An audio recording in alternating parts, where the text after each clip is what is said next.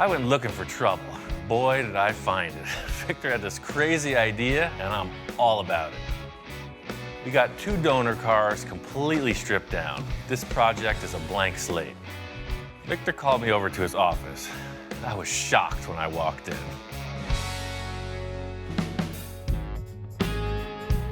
I guess Victor is taking us to the next level. His whole office appears to be covered in little pinups of all these different supercars. And I walk in and his hands are going everywhere, you know. I want some of this, I want some of that, going on and on. He's definitely a passionate man. I'm looking at all the literature, the internet, anything that had to do with supercar, and I'm taking pictures and pinning them up in my office. Ian can't draw, I can't draw. I'm good at drawing stick men, you know, that's where my limitation is.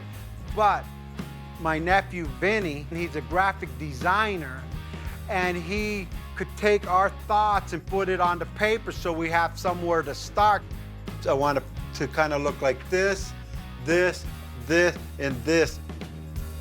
I just can't wrap my mind around how we're gonna take a Sterling and a Porsche to make you a supercar. So I just need to know, what exactly off a supercar did you want? I just need you to transfer my thoughts or whatever I tell you into paper. I'm gonna take a piece of this car, a piece of that car, the headlight of this car, the tail end. I've been through this before. You know, Victor likes to come into the shop, throw out a bunch of ideas, and just leave, you know, and I come up with something. I got the ideas, I just can't put it in writing. He works well with his nephew also, just a totally different style in this part of the project. He's all about the ideas, you know, he's the guy who says, I want this, and then he changes it 500 times. We're looking at this. I like the front end, the vents here, but then I like the way this flows in the front. Vince is trying to respond to that, and I'm just kind of watching the show. I don't know, there's another little element I thought could go in there. Let me see. I just see something, okay, just to here. I know how to color too. If you really look at them all, they all have one thing in common. They're like sleek, low, and mean looking. Yeah. Now what about the wheelbase? Well, we're stuck on that because we can't change the size of the driver's compartment or the wheelbase. This car is going to be kind of an arch. You're gonna have to provide a little more room for the drivers than you would see in a concept car, because we want the safety structure and the dashboard that exists. This is really proportionally what we're doing. It's short wheelbase, high arching roofline, and not such an elongated nose. It's a good start. I like what he did in the back, the van. This here is pretty much our silhouette. It will change. The thing is, it kind of looks like something somebody's already creative. We're taking all these ideas around the table and off the wall, but we need to take that and figure out what's gonna make it our own.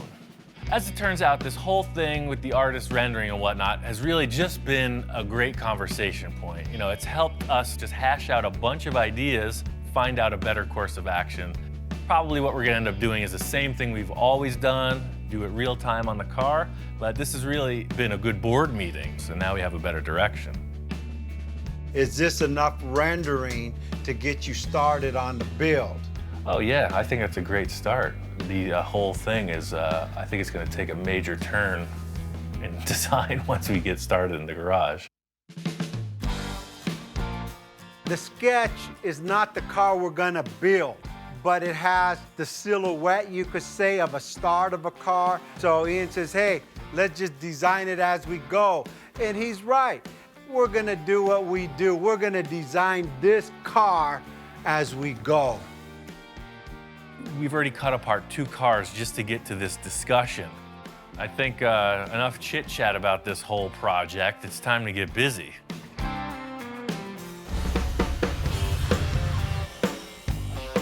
We decided we're gonna build this whole car around the roof. I gotta get this thing into position and then decide what we're gonna do. The dictating factor is gonna be how low I can get this in the dashboard section. If we gotta raise the back up a little bit, so be it. But you can see the back's real low. If I can get the front even closer, then we're where we wanna be. The whole thing is trial and error. So fit up the roof, see where it's hitting, cut that back again, back and forth.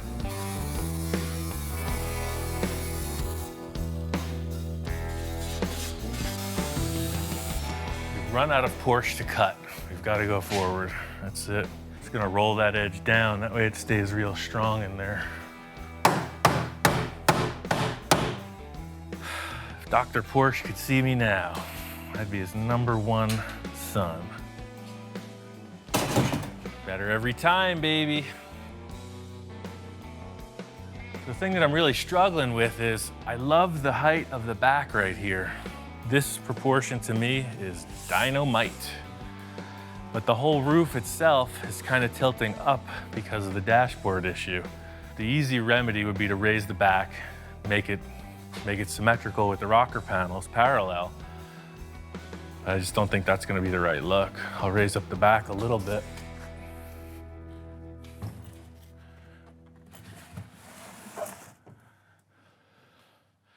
So now what you're seeing is these are fairly parallel. My whole issue is if the roof itself was about 2 inches lower, I'd be a happy camper. We just can't drop the front anymore. The dashboard is here. That's it. We're maxed out on our ability to lower from this point. Kind of reached the point where I don't want to lower it anymore. It seems like it's in proportion, but without some other elements in place, I'm not gonna know if it's right. Just trying to come up with the solution. You know, right now I'm just looking at a roof on a chassis. Wonder if I shouldn't just mock those fenders on here. Maybe if I put the fenders on, it won't look so high up. Might just cut that car apart and just get some representation of a fender height. Stepping back and looking at it, the roof seems to be in proportion, but there's nothing else representing the body of the car there, so without some fender lines or anything else, it's a little hard to judge. There are envisioning tools everywhere. You just need to know where to see them. And look, there's 4 of them right there. Let's go. The fact that this belt line on the Sterling is kind of matching up with the Boxster stuff, I'm thinking maybe some other panels will help out too.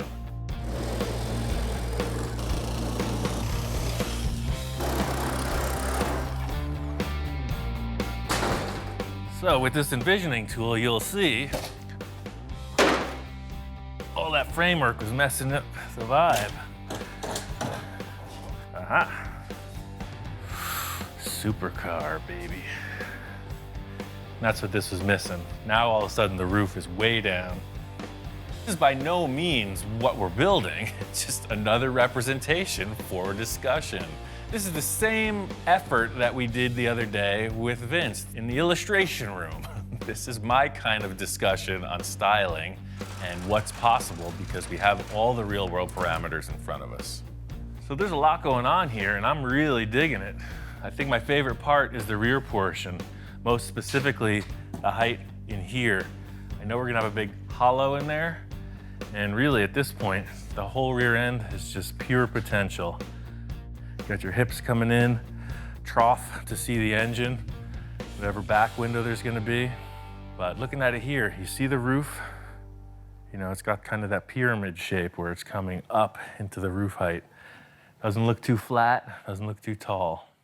These are just representations of proportions, parameters, surface heights. The look of everything's gonna get changed. One thing I notice about supercars is that they are ultimately low profile. Looking at this thing, the proportions are a bit off. It's critical that the stance is right on the money, especially from the starting point. I gotta lower this thing. A lot of times when I build a lowered car, I'll just bottom it out, create the body around it, and then raise it up. I think we're gonna do the same thing here. Victor and I already discussed, he's going for a whole suspension upgrade. I don't wanna disassemble anything, so I'm just gonna cut the springs out of this and drop it. Oh yes, and again, and you can't get the floor jack out, you're just right. At this stage, I've mocked up a lot, but that doesn't even begin to tell the story of how the car is gonna flesh out. What we've represented is a series of panels, ride height, anything goes from here.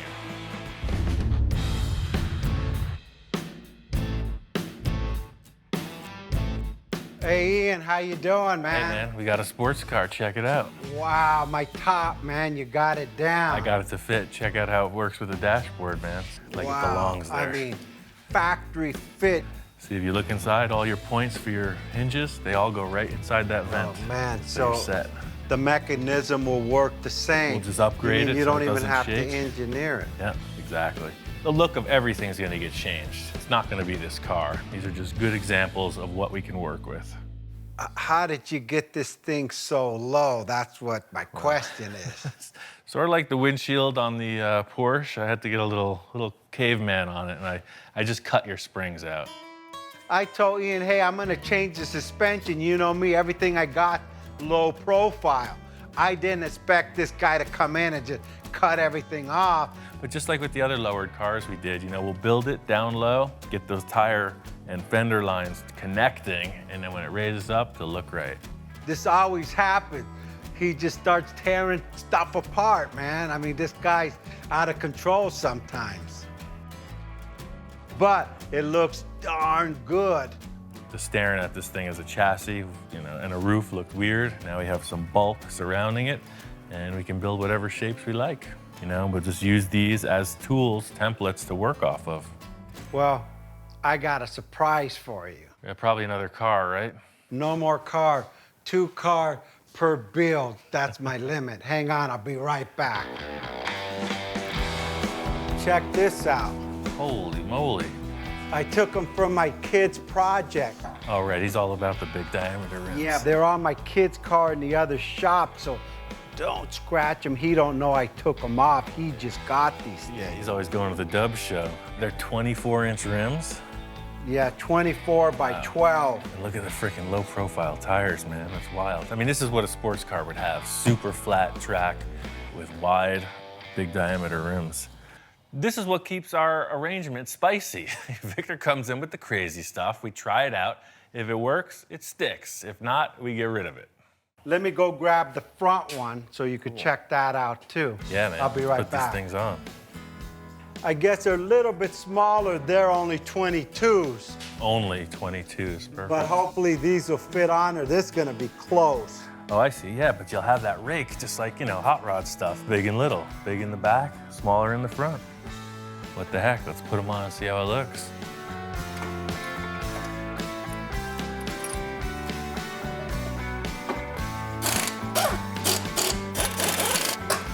Totally different attitude.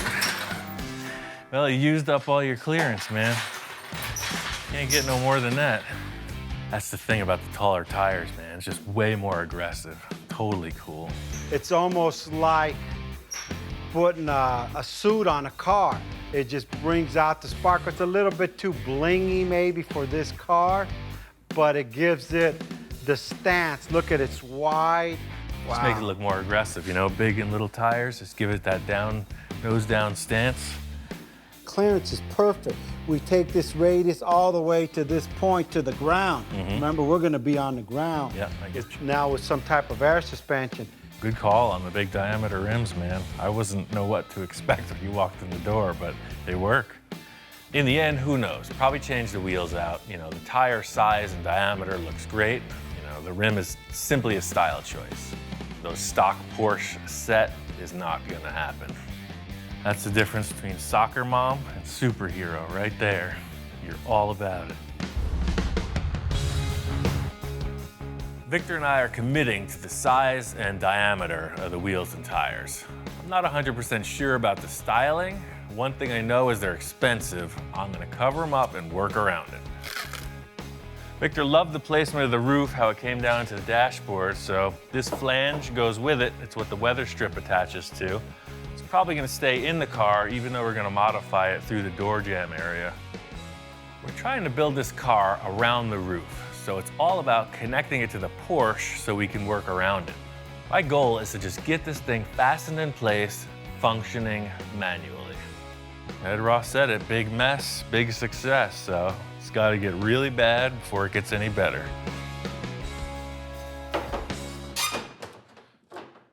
I'm gonna do 4 risers, just because there's 4 bolts. These are probably gonna come out, but this will represent the rear wall of the cab ultimately. So that back is pretty secure. It's not gonna change shape. I'm gonna set those hinges in, weld them on. The thing is, I took this section out of the Sterling complete, the whole thing with the hinge mounts, etc. The idea is it's in perfect alignment.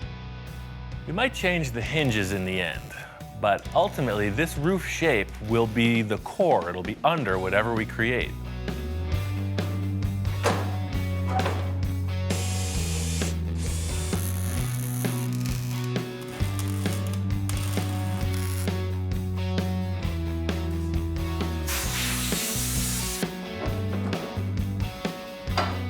Aha!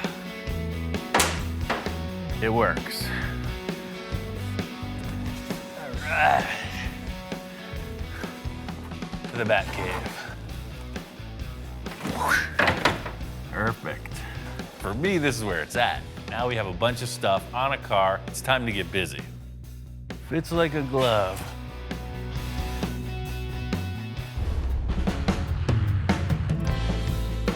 Now that the roof is on, we are set to make a complete custom body. With all the concepts Victor's talking about, I think fiberglass is going to be the perfect medium to build this entire body out of. It's going to be a new challenge, but I think I know the guy who can point us in the right direction.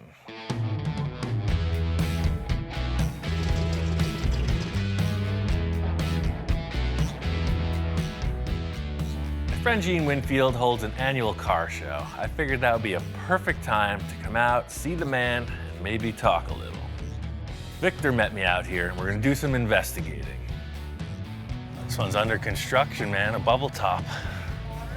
It's good to see them when they're all gutted open like this. You can see, you know, they used a floor pan from something, and they're building their own body on it. I mean, you could just fiberglass over this or sheet it with aluminum or something.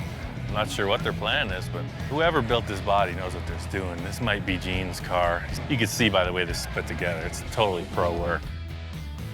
This thing is like fully freaking streamlined.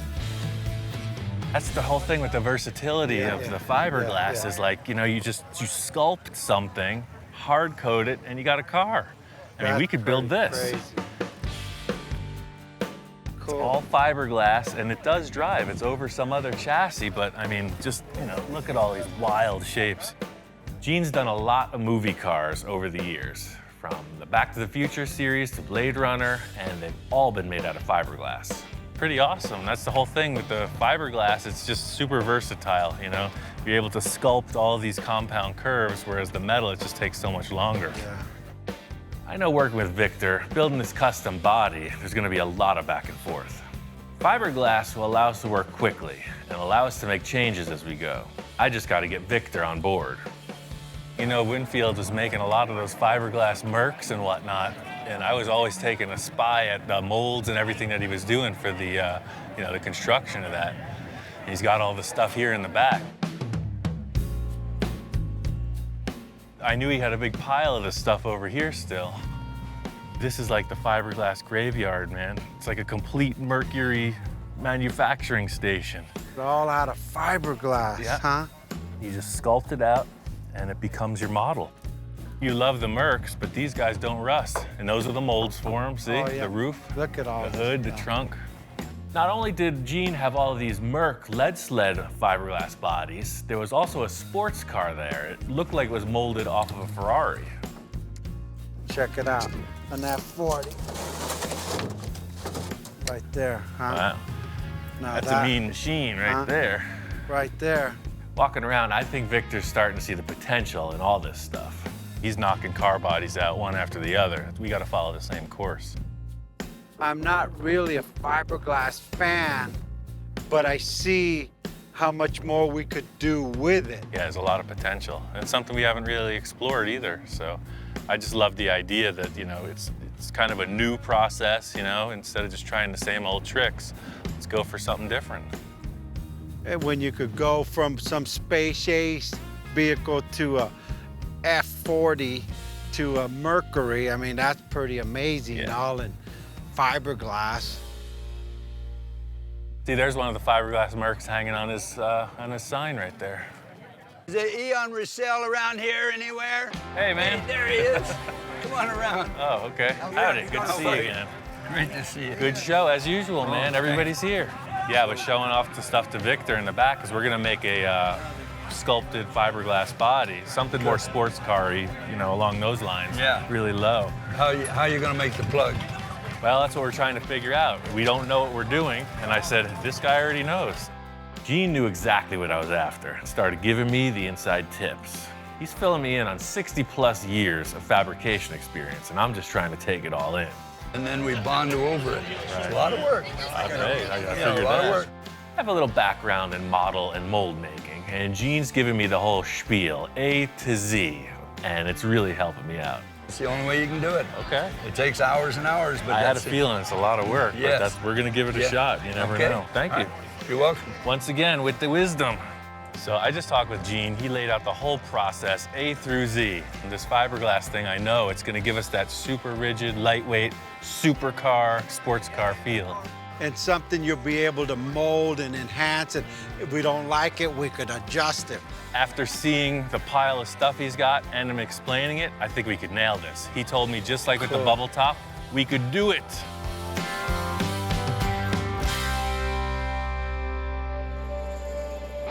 Oh, you need this thing right on the back of your Merc. Just drill a 5-inch hole saw right through the trunk.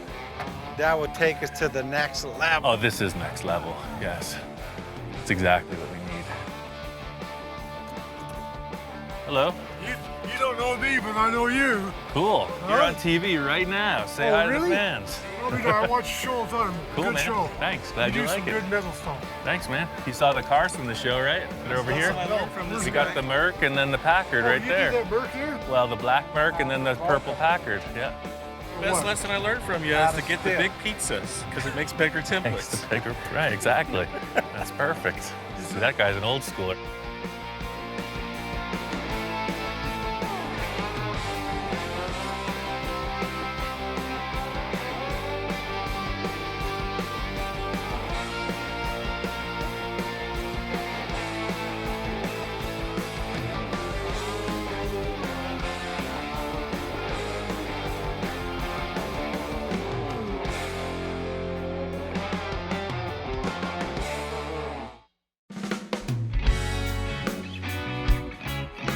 So it continues.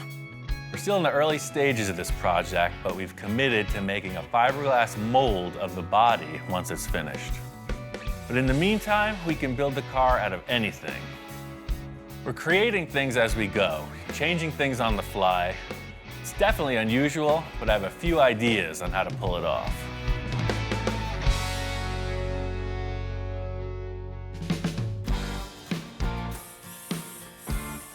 Ian, how you doing? What's going on? What did you do? That's pretty cool. I got the whole engine compartment kind of squared away. You know, I went with aluminum, and then I think like a riveted final detail would be pretty neat. You know, something real shiny down in there. As I walk in, we got the back fenders kind of in place. It's still like a hodgepodge. Like Ian said, anything goes, because this is just like the clay mold. I love this because we still could put another element in here. You can do whatever you want in here. You know, this surface is represented. I really want to get these fenders so that there's no holes in the back of the car. Looking at it now, it's really loose, sort of like a patchwork quilt, not even stitched together yet. But I'm seeing the finished flesh on this thing, and it's got to be set up correctly. I mean, the idea of screwing this Porsche quarter panel onto the Sterling body seems kind of strange. That ain't strange, that's like crazy. Yeah. Madman. Now I'm getting excited again. So what I was thinking was I just took this aluminum sheet, super light, and I just formed it over a piece of tube. That way it'll radius down into the engine compartment. So this is gonna pop on here. It's gonna do the same thing as everything else we've built so far. It's just gonna represent a surface. Yeah.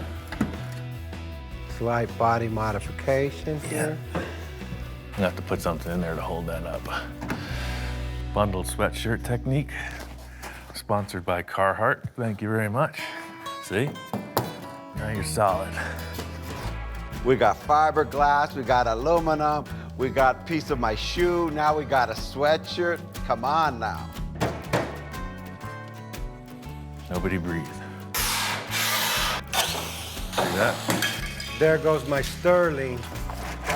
Greased out. We got aluminum foil, we got duct tape. It looks pretty rough, and there's a word for it, and it ain't a good word. Custom bodywork. So this is all pretty distracting. I think we should just primer gray this area. That way we just have like a monotone looking thing we could build up off of. The aluminum foil just wasn't suspending itself like I had hoped. So I wanted to reinforce the whole taillight area with metal before we finalized the design. I could save this aluminum for my sandwiches, for peanut butter and jelly sandwiches tomorrow. I'm doing this fast and efficient, bunch of strips of a little thicker material. It's gonna end up right. This is just another super fast mock-up, you know, just to see what we're working with. By getting the go sign from that foil thing, you know, it's just a little bit rounder surface. I really just want to get rid of the rest of that sterling in the rear quarter. The vents I know I don't want to see, so I'm gonna fit in some panels there just to get this thing so there's no holes in the back of the car. Well, just spray that gray, see what we come up with. Stand back on it now. Let's take a good whiff of those paint fumes, start to dream. Man, I just go, that's like more like it. See, that totally changes the whole thing. Now you're not looking at all these panels. You just kind of blur your eyes a little bit, and you got a fender, man. Ian's gonna do the other side the same, and I can't wait to see it after it's all put together. Everything that's happening here is pure sculpting. If you look at a sculptor, they start with an armature, and they keep adding and adding whatever it takes to bring to the surface. I know it's gotta be refined, but we need to get there somehow.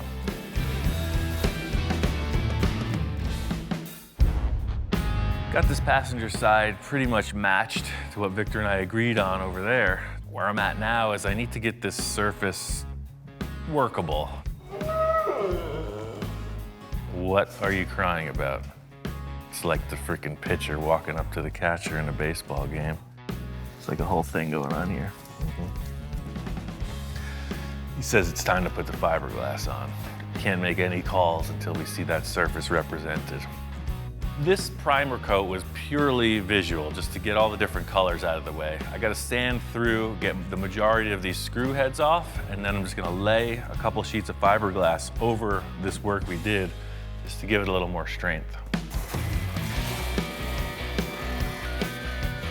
Right now there's stuff all over the place, different heights, different materials. The fiberglass is gonna glue it all together and make a nice surface to work off. I want to be sure that this fiberglass is going to stick, so in this thing that I'm accomplishing is just giving some texture for the fiberglass to grip to. Truth be told, I'm not the most professional fiberglass guy. I have limited experience, but it's fascinating, so I keep trying. This is the problem we're facing with the metal. When you push down here, it wants to buckle up. As soon as this is wet, all those fibers are going to relax. The only advantage of using fiberglass at this stage of the game is that it's super flexible and it will bond to aluminum, fiberglass, and steel. To weld that thing, you'd have to make it out of one style of metal. Big, long, drawn-out process. It's a little like mopping the floor. It's a little like pouring syrup on your waffles.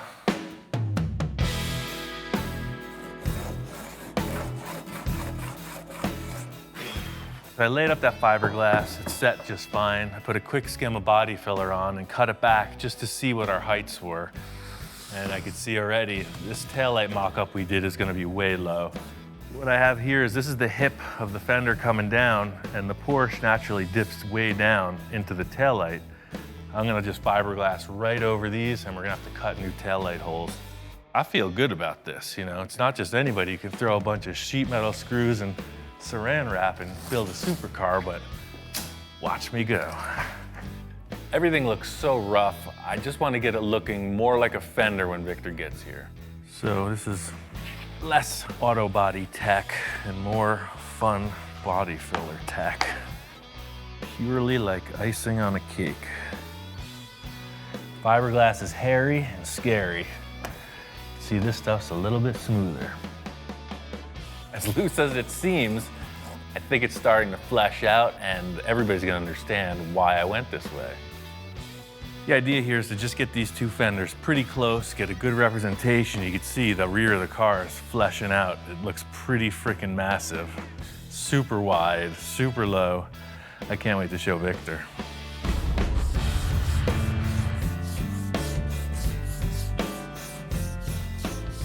I came in today, Ian, doing some body work. I used to do that myself. I said, give me the sanding block, and I started shoot. I didn't lose a darn thing. I mean, you could tell I'm totally committed. When's the last time you see me doing body work? It's good to see Victor getting his hands dirty, doing some of the body work. We also got these 2 tools from Eastwood that'll help ensure that these lines on the car are symmetrical. We're pretty close. And I'd like to see that in primer so it all, ties in and we could get the big picture to make sure the fenders are the same. Oh yeah, for sure. Primer gets rid of all the different tones. The gray just evens everything out. It's the best way to look at something in progress. It's like nothing I've ever seen before. Flattening it out one tone, you can really see the shapes. A little refining on the driver's side, but I mean, that's a freaking massive rear end. How much more work do you need to make a mold? You need it finished, right? Oh yeah, the better we make the model, the better the mold comes out. We could either turn the car around, start on the front, or if there's anything else you want to change back there, I'd say it's a perfect time to do it. Now it's like a whole bunch of bumper back there or body. It's like nothing but rear end showing. I need just one thing to soften that up, and it's got to be massive. We need to do some kind of crazy exhaust, right? Well, I mean, whatever you're thinking, we've done a pretty substantial rearrangement in the back end so far. Everything here is really starting to come together, but I think the one big thing is going to be the exhaust that sets this rear end apart from anything you look at. The 911 exhaust had these big exhausts coming out under each side of the bottom. If you wanted to mask that, maybe have them come out through these holes or whatever. Yeah, I was thinking something kind of massive here in the middle. 3 or 4 muffler pipes sticking out of the back. Hey, I had a dream, My initial idea in my mind was to see this massive car go by you, like what the heck was it? And all you see is this big old pipe with some fins coming out almost like a bomb. All the supercars got the fins on the bottom. Well, hey, guess what? I want the fins on the top and I want the fins on the side. Almost like a propeller to a boat, but straight. Okay. Victor's coming up with all these ideas about multiple exhaust tips, some kind of really exotic designs, and I'm saying let's just try to get some real world structure to this theory. Let's just make like a cardboard mock-up, come up with some kind of concept. All right, so whatever diameter exhaust you use is up to you, but I got this tubing from the fiberglass. I'll just cut this cardboard off. We'll have something to work with. Way too small. Too small. That's embarrassing, We need some volume here, man. So something more like this or this diameter, way big. Yes, that's what I'm looking at. Remember, massive. Let's just tape them on the car, see kind of what we got proportion-wise. So, 3 sort of fits like that. That's an even better mock-up than freaking cardboard and drawing, huh? Well, stand back and look at that. 5-inch exhaust is pretty substantial. I was thinking of having a fin, and a fin, but I only need the fins on top, on the bottom, and the 2 on the side. And it changes the whole back end of that car. And then put fins on the bottom.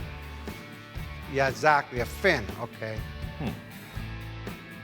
Victor's description of this theory is pretty elaborate. It's a bomb, it's a jet engine, it's fast, it's hot. A little hard to figure out exactly how it's going to end up. We're just trying to get this concept as close in the mock-up to what's going to happen in the real world. Ian, I feel like I'm in arts and crafts. I failed arts and crafts in school.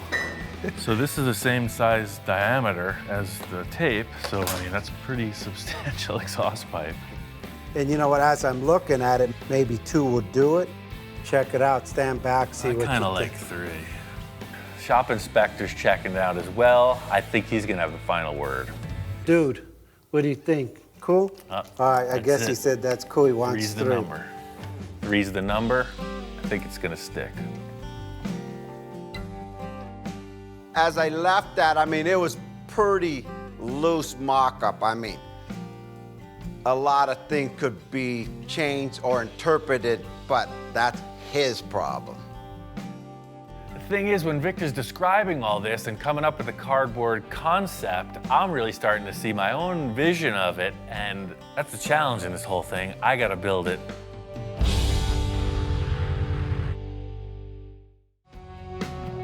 Hands down, this is a pretty loose mock-up. Victor and I decided on 3 exhaust ports with a series of fins. The rest is kind of up to me. So I got a bunch of scrap stuff from the metal supply. This is aluminum plate. It's 1/2 inch thick. They just had all these squares in the remnants pile and a bunch of these cylinders. All I had to go off was this cardboard template and a couple rolls of tape, so you could see it's pretty darn near that. So these fins will be set up kind of crosshair style at 90-degree intervals, and then they'll all screw together. In a perfect world, I would have a lathe and a mill. I would probably set this in the mill on the slider deal and have lines perfectly parallel with each other. But I don't have a mill. I've got a magic marker, a somewhat flat table, and a roofing square. I don't have a lathe. I'm using a marker. Hey, a marker on the table is gonna be fine. Stick with me. One thing I'll concede to is the fact that the design and development of this piece is a little unorthodox, but that's just business as usual around here. It's gonna sit right in the center of that square.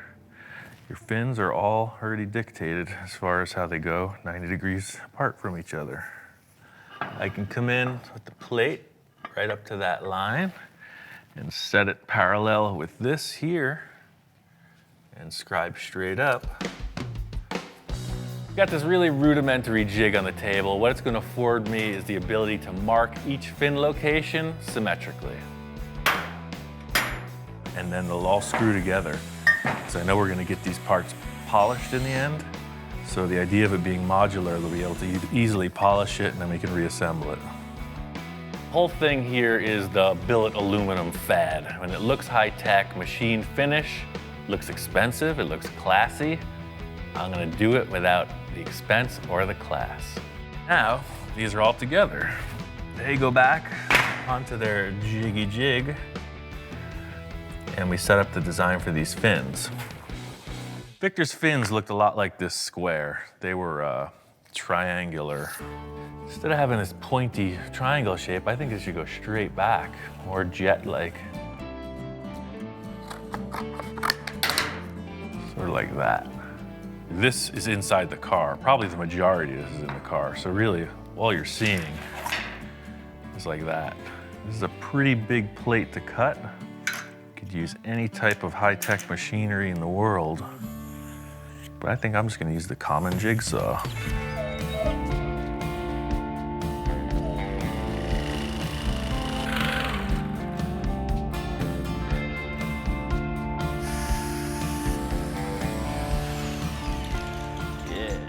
I mean, this looks good, but I want it to look great. I think I'm gonna take a router and then make a radiused edge on all this.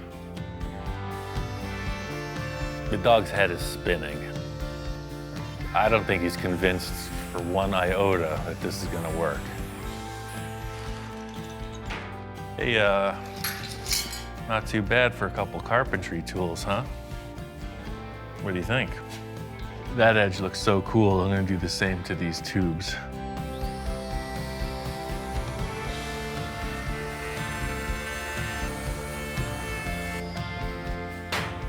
What's not to like about that?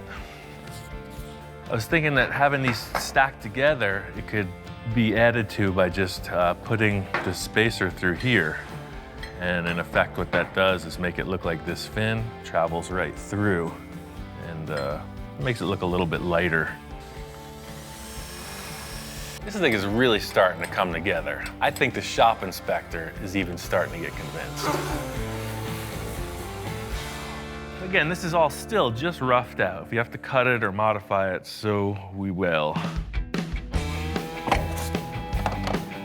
So you can see, it's gonna go right in the middle of that license plate opening. See now. Now he's finally conceding. We're just gonna cut out in here and then something like this. It's gotta go in a good 8 or 9 inches.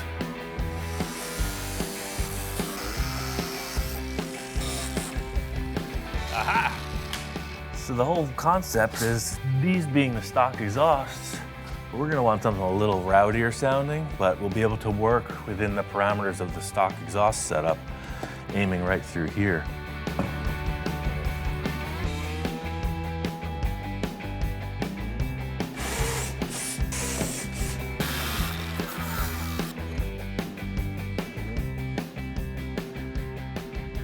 Oh yeah, that's totally cool.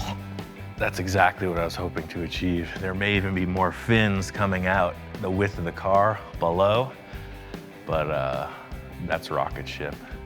Looks like it's gonna fit. It can be adjusted later. I just have one other element that I want to surprise Victor with. I'm very happy with everything. Mostly that it's like, it can be like skee ball.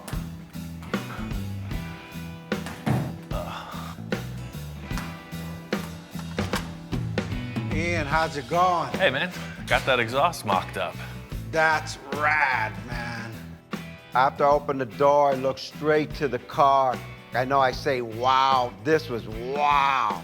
That ain't what I give you when I left. Yeah, no, I made a few changes.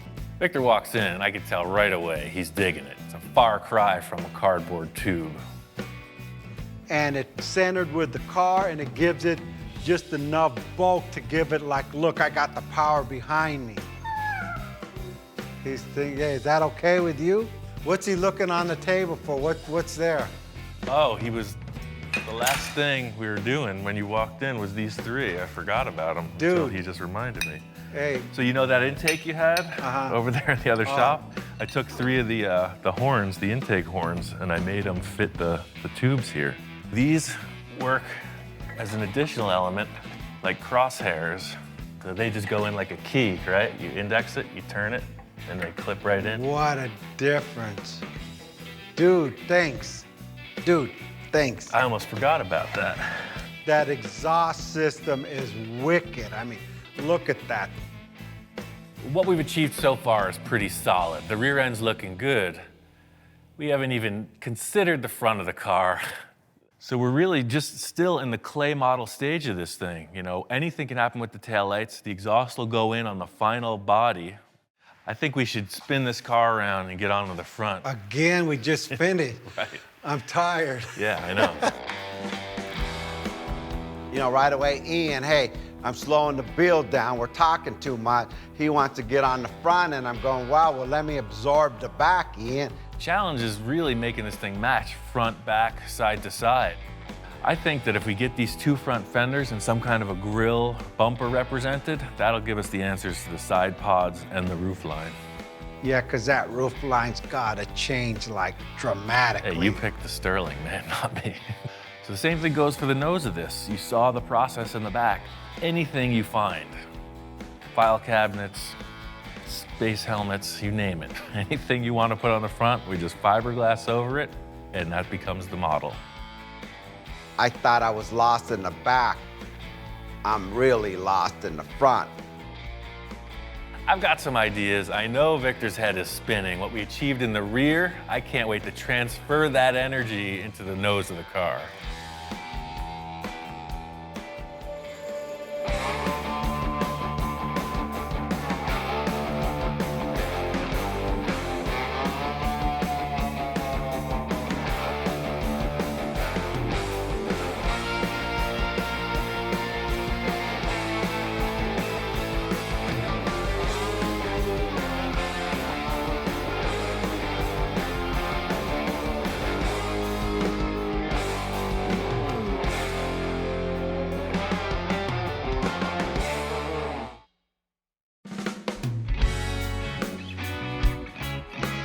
This whole project started because I was looking to do something that I had never done before. And this project has evolved into something a little more than that. Now we're building an entirely custom car body, and we're building a fiberglass mold on top of that. It's gonna end up kind of like a model car, except full size. It sounds simple, right? We got our work cut out for us. We made great progress on the rear end of this car. Pulling that Porsche bumper really streamlined the effort. Coming around to the front end of the car, there's absolutely nothing there. I've never built a car like this. We're doing it kind of piece by piece, but in the end, the car has to look like it was a solid design from the beginning. What really set the pace for the look in the back was just starting off with something, you know, some shape to represent the flavor. I'm really hoping we can get some kind of shape that ties this front end to the back. Victor asked me to meet him in his yard. He said he's got some ideas set up. Let's see what we could find. I had the guys just put all like the fenders and the bumpers together. Oh, I see. Look around and pick what you think we could use, and let's start from there. I called Ian to come out to look at my scrap yard to see what we could use for the fenders.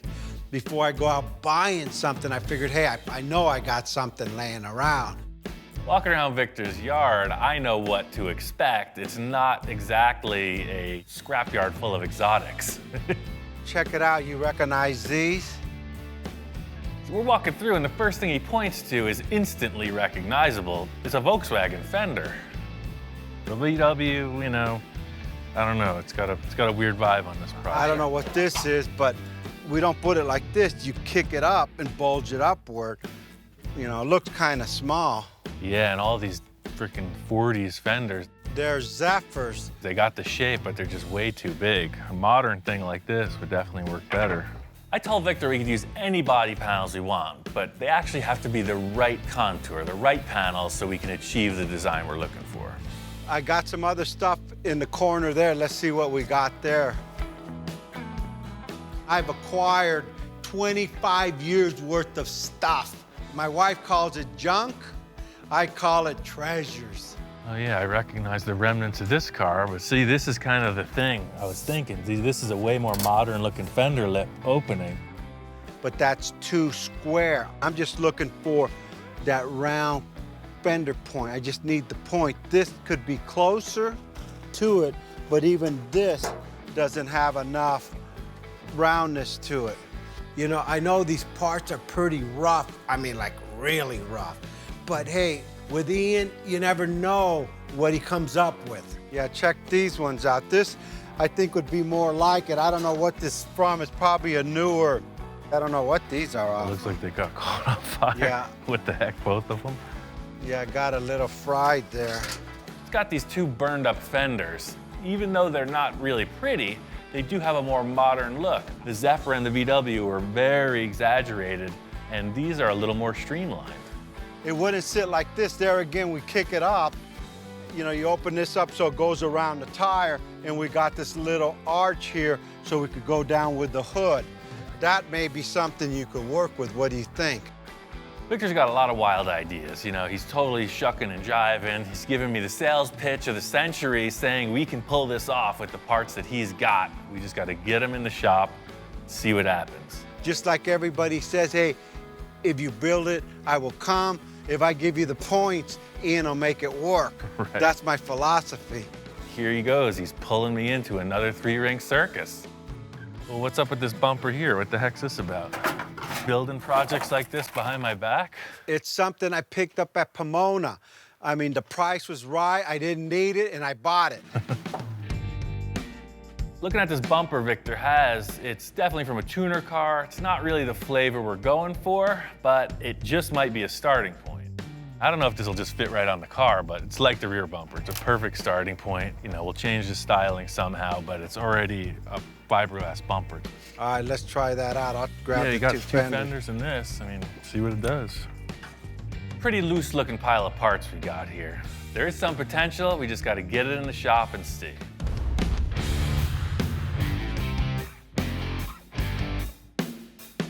We made our selections and brought all these parts back in the shop to see. We're working with nothing here, blank slate. The first order of business is to try to mock up some parts. The Sterling's square, and that's just not what we're going for. See, 'cause, I mean, everything's out of proportion, but the way I seen it was like this. I'm just looking at this point going down into the hood. All this will be discarded. This is all I'm looking for, and actually up higher. The whole style of the front end we're trying to create here is sort of like raised fenders, super low hood height. Put these burned up fenders on the car, and it's sort of the direction we're looking to go. These are already way better than the Sterling because they're so much rounder. You know, we're getting away from this flat, faceted shape, and you got an arch, man. It's working. It kind of fits. This is how Henry Ford did it. I'm sure. The only thing he didn't have was cordless tools, man. The concept we're creating here is nothing different than any customizer's ever done since all this started. You know, you have some handmade stuff, but you're using production pieces and you're warping them into your own new flavor. I mean, looking at the rear fender, you know, again, you're gonna enhance it a bit, but it's a way better starting point than that flat Sterling thing. And still, I know you're gonna want it way more up in the center, but see how we can just do the same thing as the rear, just pie cut it, segment it, pull it down, and we'll just have to add some kind of curvature to the top. I can see these fenders getting us to where we need to go, but I really want to put on the nose piece too. You know, it's all got to work together. It's pretty loose, man. It's the face only a mother could love. Yeah, to be frank, it's terrible. I think the clinical term would be butt ugly. This front bumper isn't really what we can use. I mean, in the end, it's kind of less than spectacular. It's, for now, I'm gonna call it a placeholder. It's out of proportion. The fender, something doesn't feel right. They did look curved out in that lot, but once they're here on the car, they appear pretty flat. These burned up fenders kind of have the look, but they're not really offering us that arched fender that comes down into this valley area in the hood that we're looking for. I'm gonna lay a sheet of aluminum in there, just try to visualize what these contours can offer potentially, and just see if it's gonna work. I get what you want to modify here, but there's still something about this transition that's bugging me. Putting these parts together, you know, it's a base, it's a starting point. I'm just kind of not feeling it. I'm just wondering if there's other options. You know, all this is really good developmentally, but we're using kind of passenger car parts. You were looking for the exotic stuff, you know, maybe the Porsche thing isn't that bad of an option. It worked, The original ones, right? It worked great in the back. You know, it's just a way more bulgy shape. It, you know, might just add to this. The whole thing with a solid mock-up is the light bulb goes off, right? Ideas start flowing, and it's just not happening. What we need is something that gives us the green light. I mean, this is a way more sporty shape than the stuff we're working with. Look, the light almost wants to be there. I mean, we don't want to give a Porsche look away, but. I like the position, the way you positioned it. It just, the lights are bothering me. It's not what I'm envisioning. Yeah, I agree. They're a dead giveaway. You don't want it to look like a Porsche, so I'm trying to figure out how to cheat it a little, you know? Car's definitely wider than it was, so kind of change the angle a bit, you know, exaggerate the proportions, and it might work. This is way more representative of that transition to the valley you're talking about. I mean, maybe a Porsche fender is kind of the best option. Yeah, and then once the light comes off and then all this metal comes all the way down and meets the bumper, then whatever light we decide to put in here, and there's my valley, right? Sure. There's my valley. Yeah, maybe just tape over them, primer them like we did the back, just gray it out. These fenders seem like a good choice. I'm gonna mock them up, rough out some tape lines, just kind of see what it's gonna have to offer three-dimensionally. Victor's big concern is that he doesn't want this to look like a modified Porsche. You know, we're using these parts, but in the end, I'm sure it's gonna look like one of a kind. I could see that working, man. It's nothing that I would take home to my wife at this point. You know, one step at a time, man. Nobody said it was gonna be easy. I know Victor's pretty nervous about this mock-up. It's totally loose. I got a couple ideas. I think we could pull this off. I just gotta pull another rabbit out of the hat. Got a general idea of how this thing's gonna look.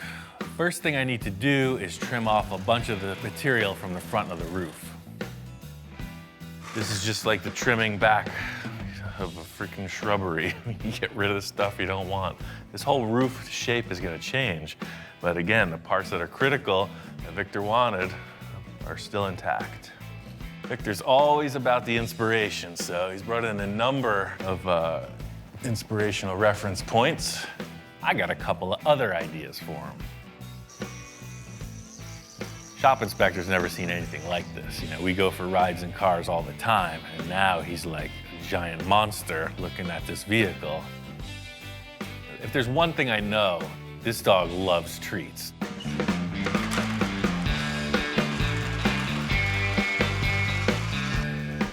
Supercars. Super dog food delivery. Aside from all the busy work, you know, we got a car to build, on to the next. First thing I want to do is get rid of these headlights, cut them out. I definitely want to do something way different on the nose of this. This is way better than those other funky parts. These fenders are just perfect. Because of the rim and tire selection, you know, the fenders were not going back in their stock place. So what I did was I moved them out, changed the angle a little bit, raised them up. So, you know, even though they are Porsche fenders, they're nothing like it if you put it side by side. It's pretty impressive. But again, there's a giant hole in the car. I'm thinking about one thing that just might work. There's one thing about that Sterling is it does have the flavor of what we're looking for. Just like with everything else, I'm gonna use the portions of it I think will work and cut out the rest. Love this surface. You can see we're right on this area Victor said he was committing to. This height flows perfectly up into here. Right here it starts to rise up, and that's the area that is a foul. Like with all the other components on this car, you know, we're trying to make it our own. The Sterling hood's getting trimmed way back. I'm just using the portion of it that represents the profile I'm looking to achieve. Perfect. It's very curved, even though it made it look flat to the eye. And by screwing it down, it gives us a perfect transition to these fenders. Just by removing the scoops and kind of trimming it back a little, I think this hood's gonna work. I just need to make some simple structure to attach everything, and then it's on to finish work.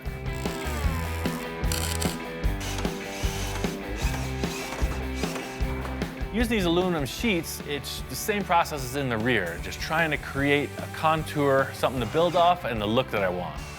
Being that this car is gonna have a mold on it, in the end, the construction here, anything goes. It's purely a mock-up.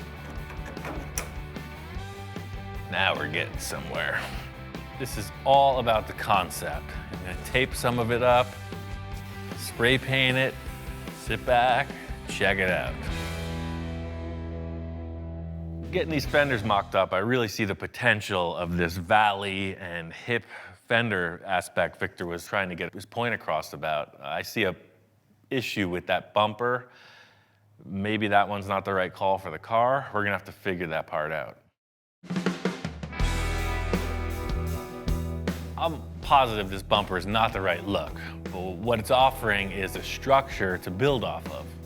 Welded in this mounting bar to support the bumper, but I definitely have to widen it.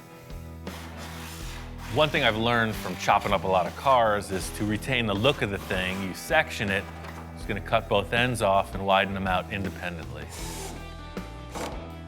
As crazy as this sounds, my whole idea here is to just sheet the thing with aluminum. You know, we'll have a blank slate and we can work forward from there.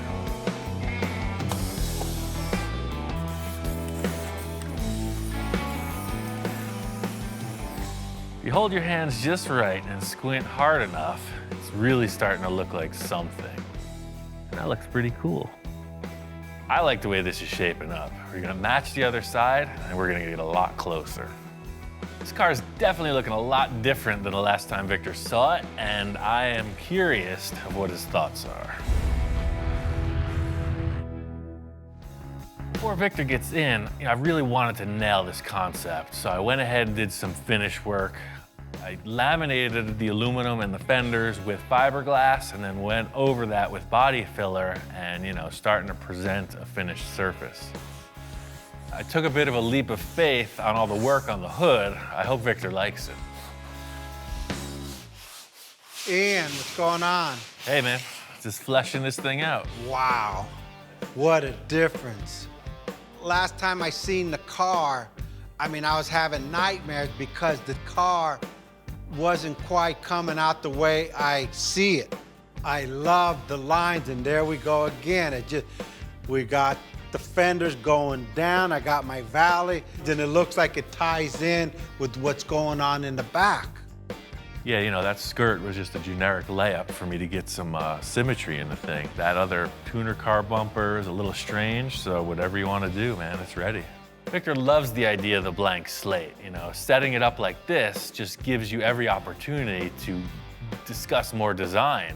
I was so tripped out last night when I woke up, man. This morning I got out of bed and I've been shopping. I mean, I need to get a front end on this thing, and I looked at 20 different styles, and I think I found the right one. Victor says he's got something else to add to the car. You know, I never know what to expect. All right, I'm gonna go grab it out of my truck. At this point, I'm thinking, hey, it could be anything. You know, hopefully it's not a new rear bumper. Ian, check this out. You won't believe where I found this. What the heck is that off of? It's a Lamborghini front end. Wow. Found a Lamborghini junkyard. A Don't ask Lamborghini me what junkyard. year. This is not what I was expecting at all. You see, I'm going about it with a bunch of aluminum foil and body filler, and he pulls out the Supercar card. That's good stuff. It's not what I was expecting. Expensive. My back pocket's hurting. There's nothing here. Look. Wow. Does that look familiar? Wow. You're going for That's it, man. it. That's the right call. That's all I got left. You know, the other thing looked kind of like a Honda tuner car. This thing is nasty. I love the way that those two things come together. You don't get that when it's separate. And there's your vents. That'll work for the two radiators on each side, right? For sure. That thing's mean. Hopefully it fits and we don't have to hack it up like the other one. Just mocking up this Lamborghini nose, it's the look, you know. It's night and day between what we're starting with, that tuner car bumper, and this. It's like a super aggressive, really low. It's just a whole higher level of design. You know, sometimes I come in with something or use stuff I have laying around, and I gotta really pitch these to them. So I walk in with this Lamborghini front end. I knew I wasn't gonna have to pitch too hard. On its own, it looks freaking awesome, but to get it to fit with the car, we're gonna kinda have to change everything. We're gonna have to blend out all those hard edges. We're gonna have to cut back 90% of the work I just did. I got a couple ideas, man. The thing is, just get out the tools and try to make it work. But anything you cut off on this thing, could you save it so I could at least hang it on my garage wall? Yeah. To get this Lamborghini nose on the car, I gotta undo a lot of the work I already accomplished, but hey, that's part of the mock-up. You know, this design is really worth the extra effort. Victor's kind of sweating it, you know, he doesn't want to risk these parts. He doesn't want to see me just chop them apart. I'm gonna send him packing, take a little of the pressure off, and get to work. I was having trouble conceptualizing what the nose of this car was gonna look like. Victor comes in with the heavy hitting part. These pieces nail it. My idea is heavy surgery. I'm gonna cut back everything I just did, splice this piece in, remount it, blend it together. I mean, fitting up this nose, just trying to make it look like one piece. Somebody's gonna not be able to realize that it's 5 different concepts all mashed together. Definitely cutting off this edge here. So I put 2 fasteners, one on each side of that. I'm gonna cut this right off. When I blend it together, all this hardware disappears. Pretty much, the surface does this. I don't know if you can see it, but I can. The whole thing with this process is it's kind of so reaching in the dark, you know, it's just looking for these little glimpses of hope to carry you through, because trust me, this isn't easy. This is like the challenge of a lifetime, and we're going about it pretty haphazardly. To fill in these gaps, the same process as with the fenders, just some aluminum sheeting, fiberglass, filler. You know, one thing I've always wanted to do is, you know, build complete car bodies in the style of Ed Roth, and you know, this is very similar to that. Glomming a whole bunch of stuff together, no matter what it is, and then making a mold on it. Thing with the mock-up is it's about visualizing if you can move forward, you know? So taping it up, spraying it gray, it gives you perfect representation of a yes or no to your question. This is why I'm doing this with the gray stuff. So you kind of sit back, look at it, it's gonna work. You know, you got two drastically different styles in the bumper and the fender design, but we're gonna do a little deletion of both, defining ridges. Kind of right in there. One thing about transplanting this nose piece on it is it doesn't really work with the ridges on top of the fender. The look of the other car was defined by these really sharp cuts in the body panels. This one doesn't have any of that. So I'm just gonna cut this off right here, and the filler's gonna delete this rise. The filler's gonna come right up and over. So you won't have this or this. That's the plan, and I'm sticking to it.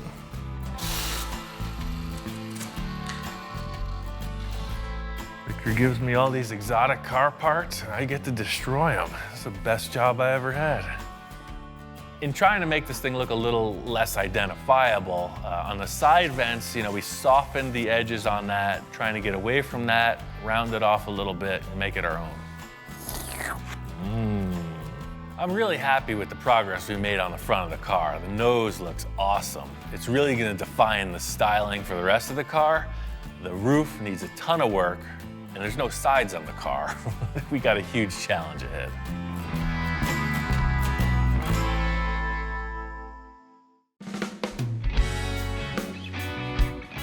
It's a long journey, but this build is beginning to take shape. We started out with a Porsche chassis and a Sterling roof. Victor loved the way this roof opened, and he wanted to build a whole car around it. So that's what we did. Because we're planning on making a mold of the body in the end, it's allowed us to use whatever parts we want to design the car. Now, we just got a part that doesn't belong. Making a lot of progress on this car, but looking at it front row center, we got a huge issue with this roof contour. Some of the concept cars Victor had shown me pictures of had this wraparound windshield detail, and you know, that's what I'm throwing on the table. Right off the bat, I tell Victor I got this idea that the windshield, you know, could look like a motorcycle visor on a helmet. You know, they go up and down, and it looks space age. So by putting this round window, like you said, like a windshield of a helmet, Right. that will match this perfectly. Oh, Everything's curved, supercar, wrapped around window. The window comes up to get in and out, man, that would be like off the chart. So can you achieve that? Well, I don't even ask. My question is, When? when are you gonna do it? Well, I think first we'll have to make a paper template. Just like the rest of this car so far, we're going to build off of the Sterling body, create something new. Victor and I discussed the possibility of using another vehicle's windshield. I just don't see anything that looks like spaceship stuff, so we're gonna have to build it ourselves. The thing is, if the windshield is just one piece and it opens with the roof, that's super trick. You just don't see that on the street.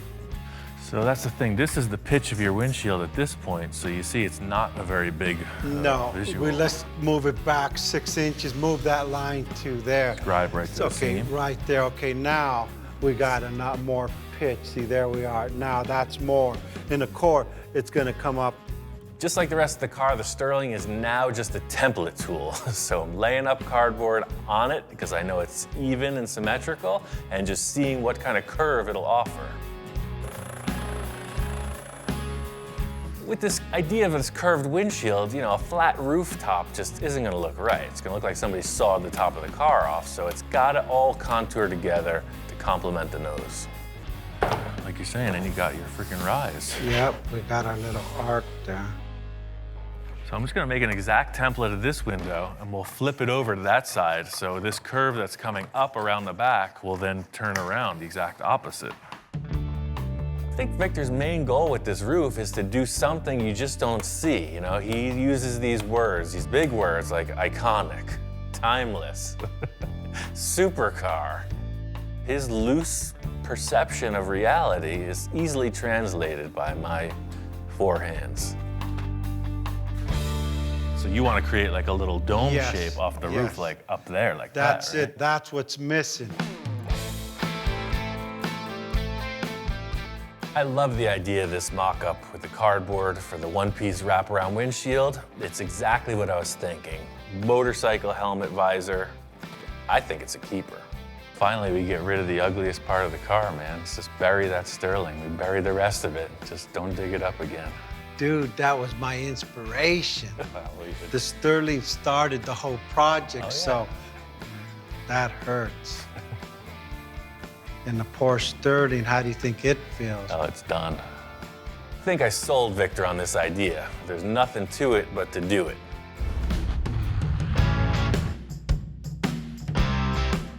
I sold Victor on this concept. All I have to do is accomplish it. So this is the template for the windshield. You know, this cool visor-like wraparound deal. The challenge here is getting this template into a good plastic template. It needs to be like a rainbow. Plan here is to get down with my bad self. I got some acrylic sheet. I'm gonna make a better template that should represent this windshield in its three-dimensional grandeur. The reason I'm using acrylic is because it's very representative of how any material that supports itself will curve. The potential to create a glass piece in the end is totally possible by forming this out with acrylic sheet. Like I was saying with the paper template, this acrylic template still needs to be refined. The main thing I was working with here was this surface and the wraparound to create the new roof. You can see here, all these mismatch in spaces is just the simple second time around on the template. All I'll have to do is just take a tape order and increase it by that much all the way around. But that's the thing. We had to know what the plastic was gonna do on the roof edge before we could build it. I'm really happy with the way this windshield experiment is coming together. The whole thing is getting the roof contour to complement it. That's what's really gonna sell the concept. We know what the windshield's gonna do as far as what the acrylic template will allow. And now to build this top of the roof contour, you know, there's a million ways to go about it. You know, my first thought, maybe find another car roof, or maybe a giant shape that has this dome I can splice off and use. But I've got another idea, and I really wanna try it out. Nothing says supercar like a big bundle of cardboard on the roof. I had 10 gallons of this stuff from another project. What it is, it's a two-part expanding foam. So sort of like you put your catalyst in the body filler and mix it, that's the same process here. It's 50-50 ratio, one part to one part. I just don't really know how much it expands. Like, will this amount become that amount? I don't know. I like experimenting, bottom line. So if I do 2 of these of A and B, that's a gallon. I think 2 gallons.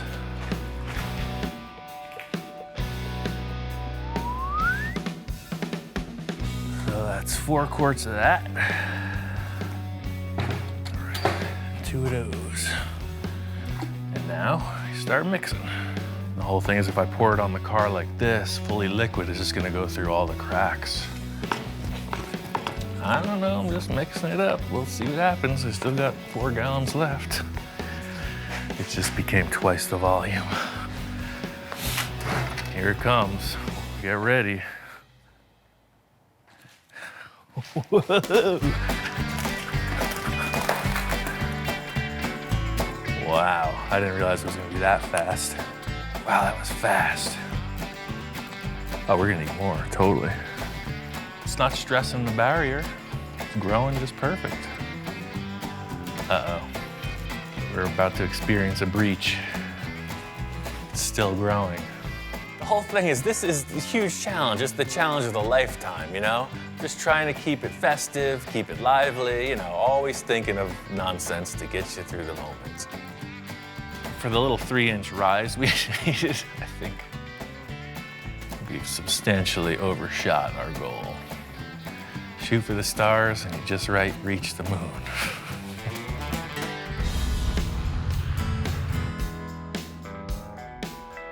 What we have here is a giant lump of expanding foam that is cured on the roof of this sports car. I think it's pretty clear the muffin is cooked. Definitely like one of those things you see coming out of the oven. Totally strong. That's why I use this foam, because it'll be able to be carved back and be a really good base for whatever we do, mold-wise. That's like Christmas morning. We're unwrapping that gift you didn't want. That gift from grandma, you know, the socks or the slippers, that's what we're doing. We're just, how am I gonna work with this? Time to get medieval on this. Like the great sculptors of yore, starting with a giant block of marble, I will create a masterpiece. Crazy thing is I only need about that much of this giant slab, so it's gonna take a while. It's safe to say I overshot the foam element considerably. This is a lot of work cutting it back. It's pretty dusty.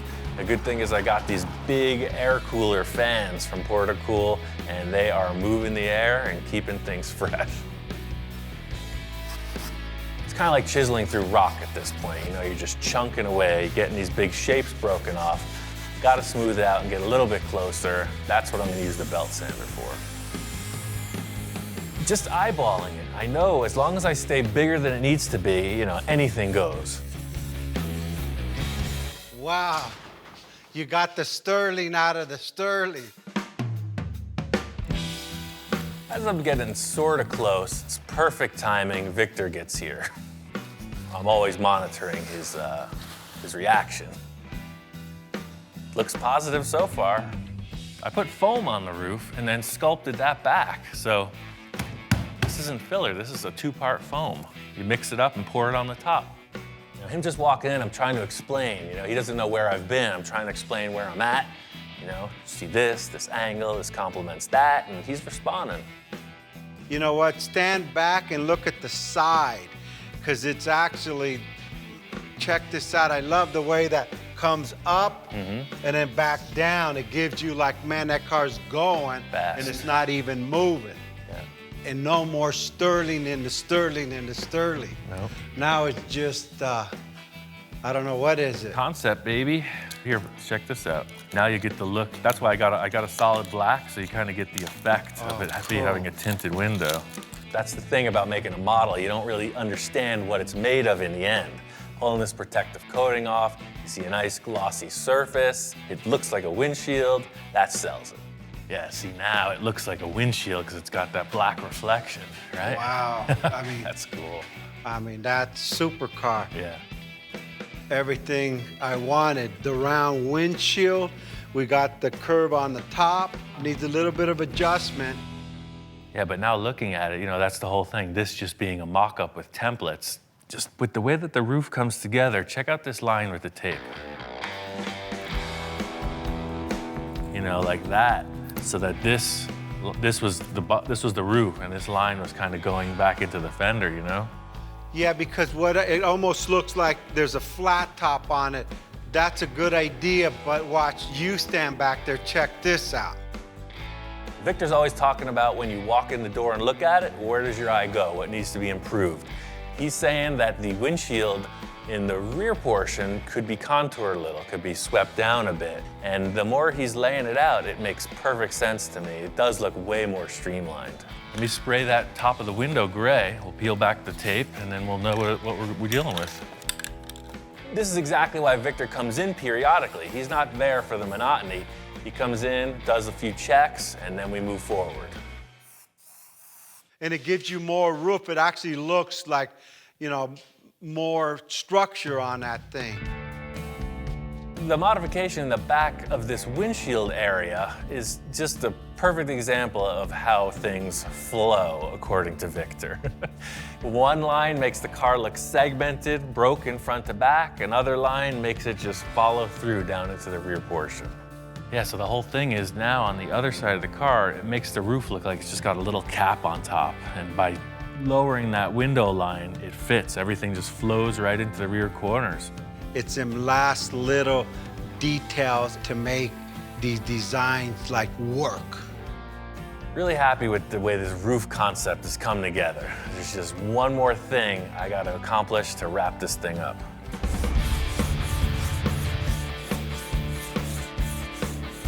Finished the bodywork on this roof. I'm really happy with this. It completely negates the look of the Sterling, and it complements the nose perfectly. Victor's call with this line revision for the windshield nailed it. Definitely want to add some flavor to this cowl area of the car. I got a couple ideas. I'm just going to do something, and we'll see how it develops. From the start, Victor's coming up with all these crazy concepts. He wants this or that or the other thing, but he doesn't give much solid direction in the beginning stages, so that's my opportunity for artistic license. I got an idea about the way it should look, and I'm just gonna build it out. At least we'll get somewhere. Victor wants to revise it. You're threatening to run away from home. It's a hobo stick with a bag thing. You going somewhere? I guess so. Beat it, kid.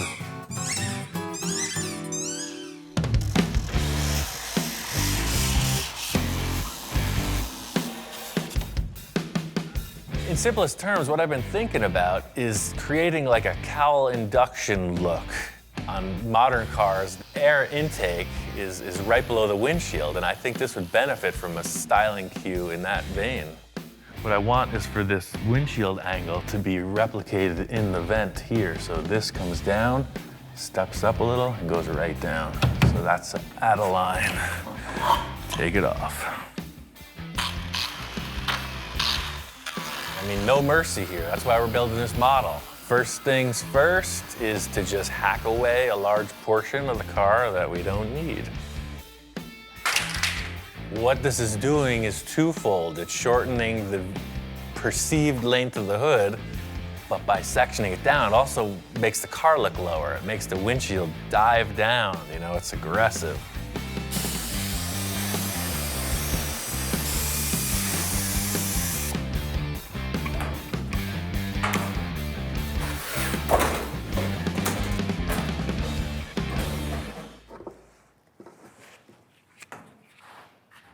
I mean, that vent shape, that's it. I love that. I just don't know what the client's gonna say. He's a little back and forth on things. I'm into it. This thing took it from this bland kind of hood detail to something representative of a supercar. The thing is, with this just being a mock-up, I want to throw everything I can at it. This is gonna be a vent. Just using this honeycomb mesh, which is laying around the yard, what it's doing is just representing a grill, and that's what's gonna be here in the end, some type of vent. Sprayed it gray just to stand back and check it out, matches the rest of the tone of what we're building. Looking at it, it kind of needs another element. What this thing needs is something to make it look more faster. It needs fins coming from the center, like that. Just like on the tail end piece. Check this out. Always thinking about how to tie this whole car together. We've got this awesome rear exhaust port look thing. It's got these fins on it. It looks rocket ship inspired, like it's flying or something. So hey, why not put some more fins on the car, I want these fins coming out of that vent I just built. Same idea. So this is one of the cutoffs from those things. I'm just gonna transfer that right onto that. Put these things in place and see if we got something.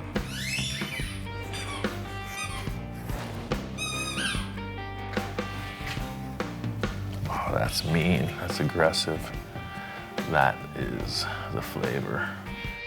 The whole thing with this is design, I did it before with this piece. We're holding session here. Can you just compose yourself for 2 more minutes? That's all I ask. As I was saying before I was so rudely interrupted, same process as I did with these. Cut it, router it, sand it down, put it on the car. Pretty simple.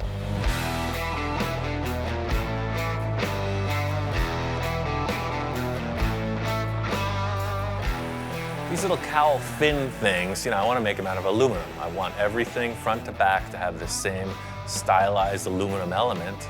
Big chunk of aluminum plate, cut it out, finish it, router it, finish it again.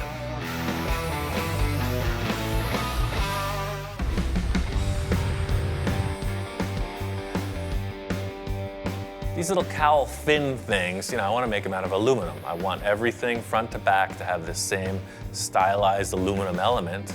I got about 5 of these things made, and just as I'm finishing them, Victor's here. Yo, what's up? What's happening? What the heck you do to the car now? Well, we were talking about having an event, right? Victor, understandably, doesn't know what's going on. I'm working on these aluminum shapes, explaining what's happening. He's just kind of trying to take it in. Well, it needed something. To me, the hood was just looking too long, so I created this vent around the windshield. And what's this all about here? I don't think I want cardboard here. He's all questions at this point. I'm trying to describe it. It's like, hold on, let me just put them on a car, show you what's up. So just like with these cardboard templates, I made 5 of them, and we can space them out however you think is appropriate. They're oversized. So, something like this. That way it's like, however we fit it out, they look like they're jutting out of the vent, aerodynamic. What do you think? Yeah, I really like that. That's like, it gives it another dimension. Look at now the Little car's jewelry, like yeah. flying without flying. I didn't want a spaceship. I just want a supercar. You gotta know I'm in the spaceship business, man. Victor really likes this shape that I cut out of the front. He loves the idea of these aluminum fins. He's just got a couple ideas about their final contour. At this point, it's simply trim and fit. We're gonna make the taper on this double-sided instead of like the bullnose flat front, and it's very minimal. Same look, just a refined concept. Yeah, what a difference too. And by doing that, the air comes in through the, the front of the grill out to the roof and over. It's like I could see this in a wind tunnel. All these refinements look really cool. Victor's totally on board with it, Everything's really coming together. The big issue is there's a huge hole in the side of the car. There's nothing there. What's coming up could be the biggest challenge yet.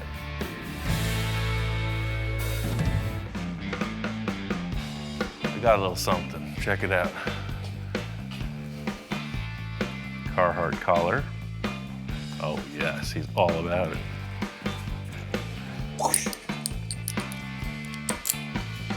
Check that out. High fashion for dogs. But wait, there's more.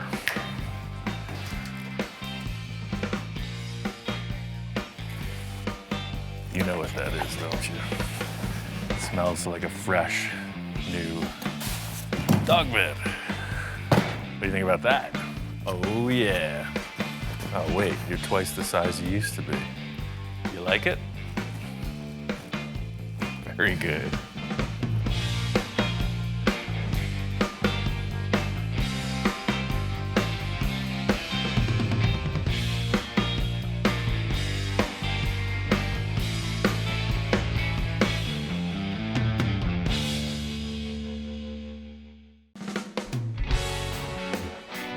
This whole journey started when I went looking for a new project. I was looking for something I could really dig my teeth into, push the boundaries, and then Victor called. He started throwing down some concepts, and I got a bunch of ideas. This could be the most ambitious project yet. It's true, Victor is always pushing the boundaries, so let the adventure begin. Here he is, Mr. Sports Car. Man, this thing drives so good. I mean, really good. I was impressed. Victor pulls in, and he's looking really comfortable behind the wheel of that new car. Now I get it. Enjoy it while it lasts, man.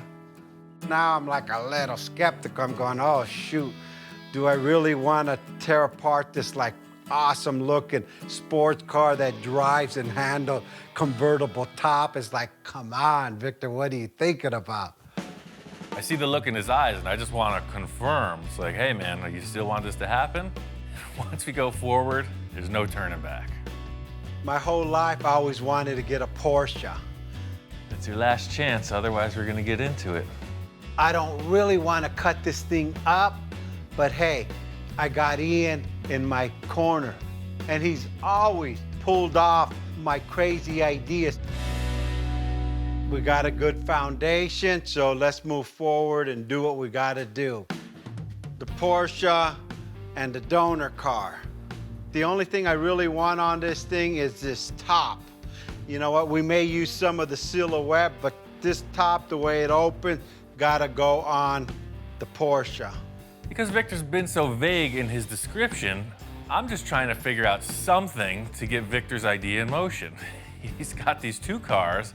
He doesn't want either of them, so I'm assuming it leaves a lot open to my interpretation, so I'm gonna go forward in the best manner I see fit. I think the most straightforward thing to do is for me to just cut this thing into multiple pieces, get the chassis out of the way, and then tomorrow we'll tackle that one. Here we go again. We're on the next journey. Where we're gonna end up, nobody knows. We don't even know. Ian looks at me thinking I know what the heck I'm doing, but in my mind, I don't know where in the heck I'm going. Victor's heading on out the door, and I tell him, enjoy that Porsche while it's still intact, because I got plans. That's my baby, right? You could cut the heck out of anything you want, just don't cut my top. Okay. Surgical precision. How do I look in this thing? You look good, man. All right, I'm out of Dodge. Have fun. I guess the first thing is to lift this roof up and get rid of it in one piece. One thing I can say is I'm a master of disassembly. We're gonna work right through this car, pretty simple. I said, it's not locked.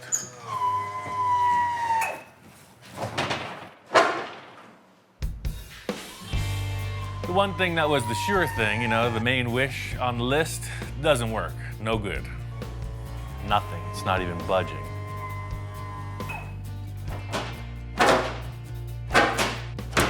What it is, the hydraulic pistons, they're hydraulic. So as you try to lift it, there's no way to lift it. They're sealed shut. That's a super sketchy aspect of the design. You can see what happened. This car failed and somebody got locked inside. And that's why that window's kicked out. Guaranteed. The way this roof opens is it's a hydraulic unit, so you cannot just lift it up. There's oil inside it, and it's non-compressible. So if the motor doesn't lift it, you don't lift it. So what they did was they filled it with oil. It worked for 10 minutes. And they sold it to Victor. Perfect case scenario, you know, starting off on a fresh new foot here, and of course nothing works. Therein lies the design flaw in the Sterling kit car. We just figured it out.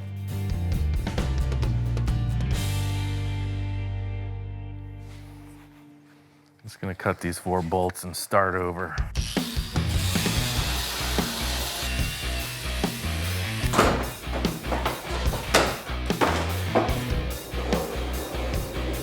The thing I was hoping to do is just retain these hydraulic hinges. You can see all the fluid is just coming out of the top of the pistons. I'm just gonna cut it out. A sane, normal mechanic would probably take off the tire and look under the car, but I ain't got time for that. We're gonna cut our way through.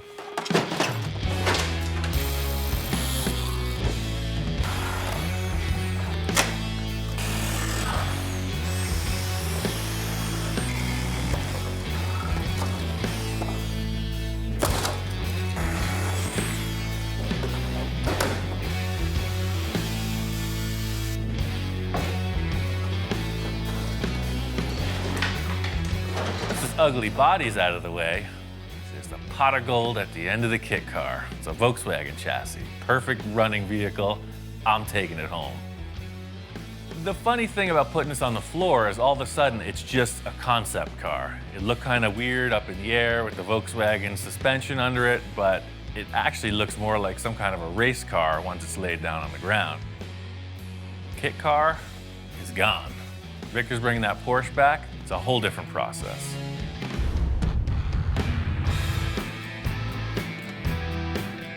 Back early. Wow, dude, you cut that thing apart. I don't know, something doesn't feel right here. Can I put this top back on there again? Just to see if we haven't lost anything? Victor's kind of got a one-track mind. I don't know if anyone's ever loved a Sterling roof as much as him. So, like, you know, you can do anything now. Now it feels right because you could kind of see my flavors back. Right. The number one thing I found out is that hydraulic unit is bunk. What happened was they filled it with oil. You were able to lift it 5 times and then it failed. So that either needs to be rebuilt or replaced entirely. I'm not concerned about the hydraulic. I was concerned that he's gonna cut my roof. You never know with Ian. So this thing's apart. I'm ready to get into the old Porsche, man. I got a couple ideas on that. I'll just take it all apart. By the time you come back tomorrow, this thing will be bare bones, ready for construction. But remember, one wrong cut of a wire, it won't turn on, it won't go. This thing has sensors everywhere. I know, that's what I was reading about online. I did my research. I know how to take it apart without messing up with the computer. I'm on board. Let's do what you gotta do. Might be a little painful to see it break apart. Like, really painful. You know how many people are gonna be pissed off at you, not me, people. He did it, I just watched. This is the part where some people flinch, but just like the surgeon in the operating room, you know, sometimes you just don't want to see it, but you want to get fixed. All right, man. I'll start taking it apart. Talk to you later. I'll just... Don't be nervous. I got this. You know, I have complete faith in Ian, I guess. So first things first is to disconnect the battery and unbolt everything I can. This is the white glove tech disassembly. What Victor doesn't know is this is a lot like a Volkswagen. It's just a little more high tech.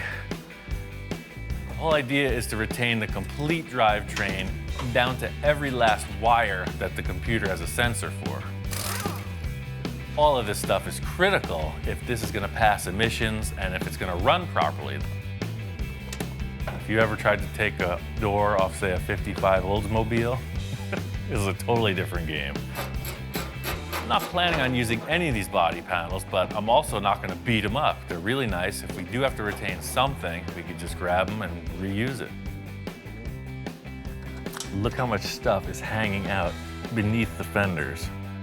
Looks like a freaking Robotron or something.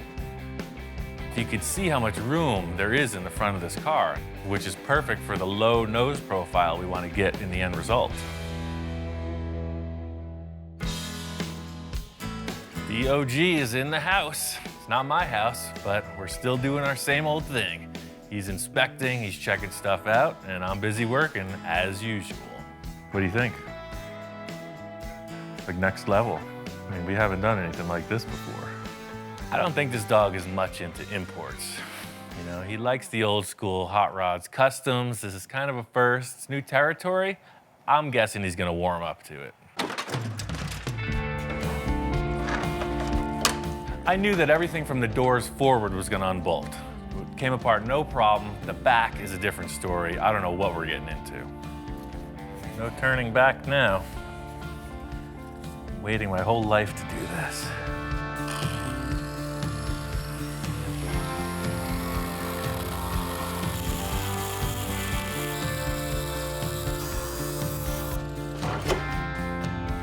That's exactly what I was hoping to see.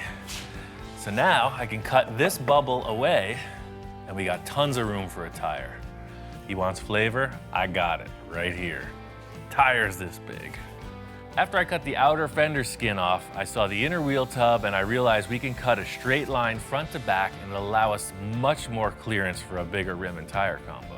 There's nothing like the smell of freshly cut Porsche in the morning. Look at that. One last thing that's in the way, and I know we're not gonna need it, is the windshield. The thing about this Boxster is that the windshield frame is a roll bar, and it's got a bunch of electrical wiring going to the rearview mirror. Sometimes things don't come easy, you know? I started off with my surgical precision and got all caveman on it in the end.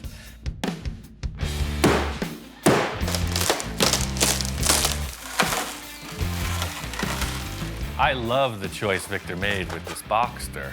As a concept car, it's ideal. The fact that it's a convertible, all the structure's still there. That's a huge plus for a kit car scenario. If you cut the roof off a regular hardtop car, it gets flexible. It's a perfect base. It's a nice car. Glad to have destroyed it. No turning back now.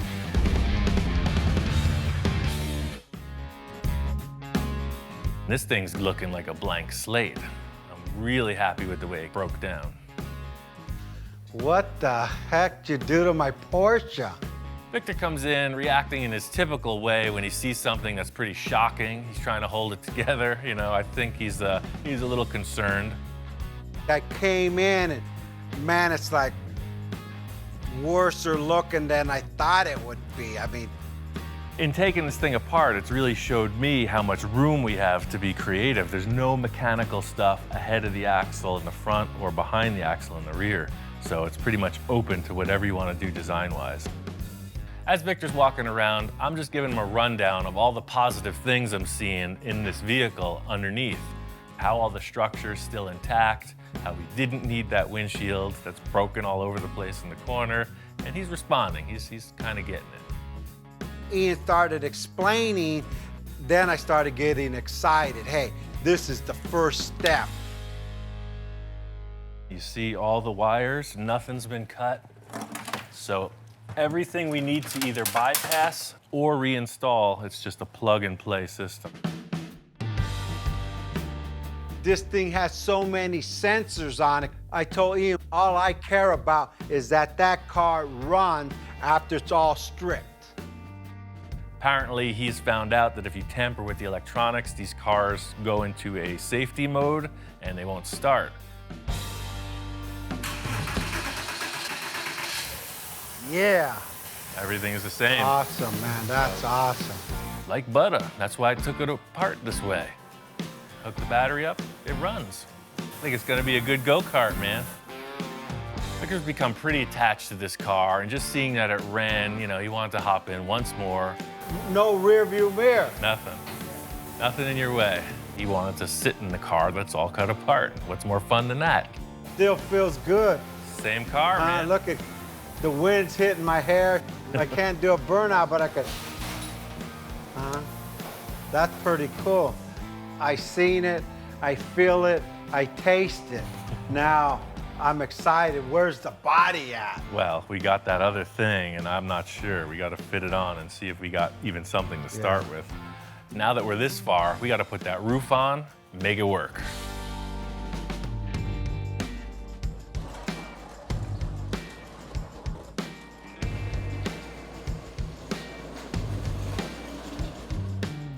I mean, just to realize some form of an idea to hack two cars apart is a pretty big investment on your part. I hope something here is gonna work.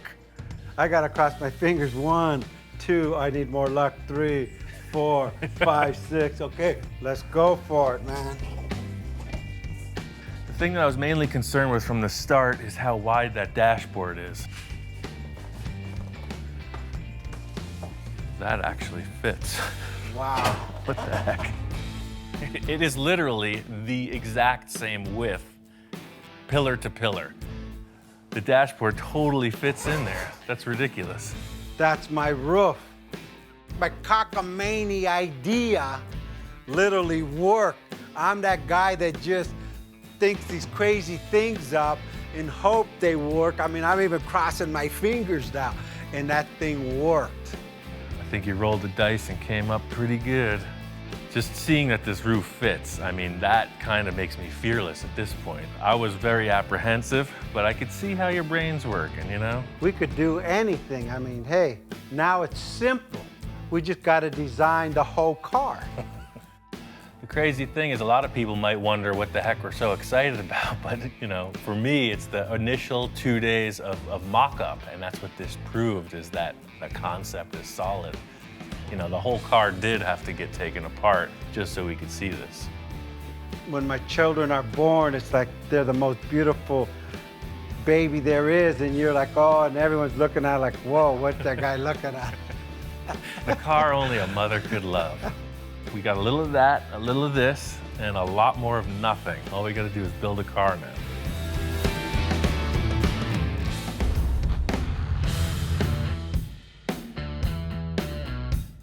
Out here in Pasadena, the Art Center College of Design, their annual car show. This year's theme is called Hand Built, so it's featuring a lot of hand-built one-off and prototype cars.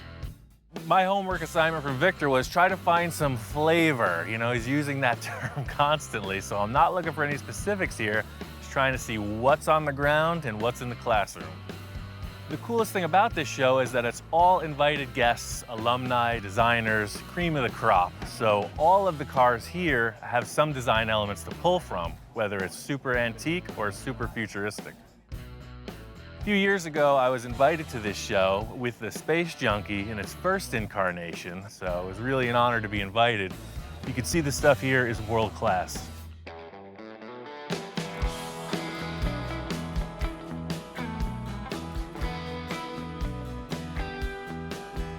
They got a lot of really expensive exotic cars here. I was looking at this McLaren mostly because it has a side vent profile that mimics what Victor and I were discussing. There's also a lot of stuff that I can't even pronounce. Carbon fiber, one-off prototype supercar stuff. This McLaren has a door that opens by a wave of your hand. I don't know how it works. A heat sensor? It's like the magic touch, look at that. Yes. Super cool. Some of the things I was really paying attention to were the side vents, the exhaust placement, all the different features on these supercars. This would be a pretty interesting design for Victor's windshield, where the center comes through like that. I love these little fins coming off too. You don't see that. Same thing, all these cars, they have that divot in here and then flat. Some of them you see the engine, some of them you don't. All of these artistic things you're seeing are also for function. Tons of air vents, streamlined, just everything about them is about making the car fast and efficient. There's one bluish black car, all hand-laid carbon fiber. The exhaust is incredible, the interior is unreal. It looks like a video game rendering, but in 3 dimensions. It's like looking at any artist's work. They go through this phase or that phase, you see the work progress. When you look at the early cars, you see how it's evolved into what's going down the road today. So you can see how they're kind of dated. You know, the more modern ones are way more radical than these. Same thing with this one. That's the crazy thing. When you see the super modern stuff, if you didn't know the history, you wouldn't be able to identify them just by the look. But after studying it for a bit, they're pretty easy to pick out. You know what brand's what when you're looking at certain aspects of the vehicle. Walking through the center of the show, this is where they have all of the hand-built, one-off vehicles. A lot of aluminum bodies, just really incredible design and fabrication skill. I think this is freaking great, man. We're looking at this aluminum body that was made in the 50s or 60s, very simple craftsmanship and tooling, and the result is like world-class finish. This guy knows his work for sure. This car's in bare metal, no filler, you can't see any seams, and there doesn't appear to be any waves in the panel work.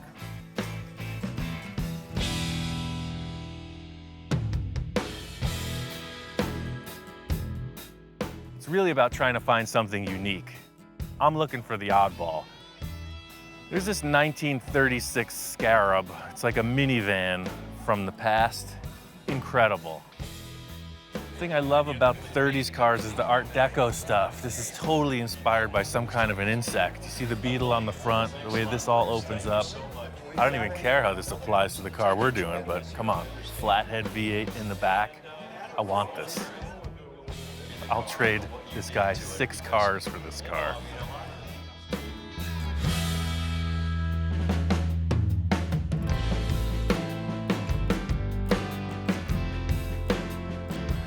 Walking through the classrooms here, you can see they are heavy on theory. Sketching, illustration, the whole deal. It's all about ideas. The Art Center is all about the new young talent, and I'm kind of scamming in a little on that. Checking out the classrooms, looking around, see what all the hot young designers are up to. It's really about trying to find something unique. I want something that's completely unidentifiable and like hypnotizing. I'm really charged up. I got a million ideas. I took a bunch of pictures I want to share with Victor. I think we're ready to get started on this build.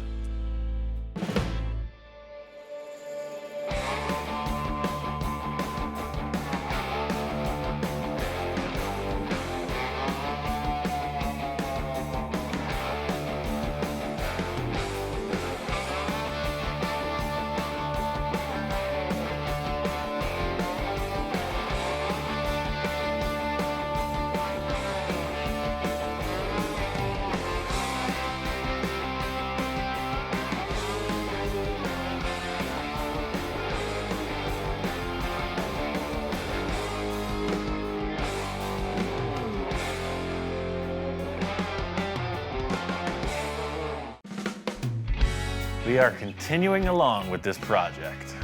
From the beginning, our plan was to make our own version of a sports car. Taking cues from Ferrari, Lamborghini, even the Batmobile was an influence.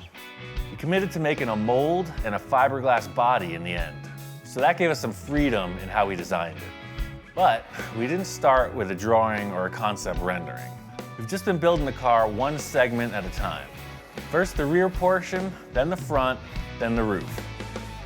Now, we just gotta tie it all together.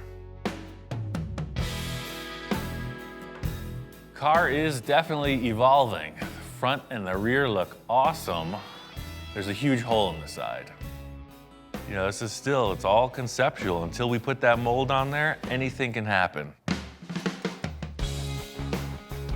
Got these wheel dollies from Eastwood. They're pretty cool in that typically you would have to jack the car up with a floor jack and slide this tray under them. But this has like a telescoping ram with wheels on the end. So as you pump it, it contracts and it squeezes the tire up off of the floor. Now the cool factor with these is you can rotate the car any which way. You know, I'm gonna need to look at this from the side profile, come up with a concept for the side panels. That's the thing, it's a work in progress, it's developing. You know, our main issue was, is the nose too long? And I think it works. You know, that's really what the side view shows. What we have now is all the elements on the wish list. The giant trough in the back, cool wraparound motorcycle helmet windshield, really exaggerated nose with the deep vents. So we're gonna need to tie that all in, but I think a good segue into that is to connect the dots. You know, there's a giant hole in the side of the car. See what develops with that, you know, creatively, and then we'll mix and match, decide how to blend them all together. I'm gonna drop this on the ground. So here's the deal. You know, this is the old fender. It's been pushed out 4 inches. I gotta create a whole new rocker panel that's easily 4 inches wider. Got a couple ideas with some vents in here and a way to improve on this access point. Everything has to start from somewhere. You know, my typical formula is just a blank slate. Just set up something before Victor gets here, and then we'll hash it out. I'm really trying to give this car a truly exotic flavor, you know, one-off, unique, and I think the side offers a ton of potential. We got all this left over from the front hood. Let me see what this does. The main point of concern with this car is that there are no doors, so the roof is the access point. It opens and shuts. That seam has to look good with whatever design we come up with.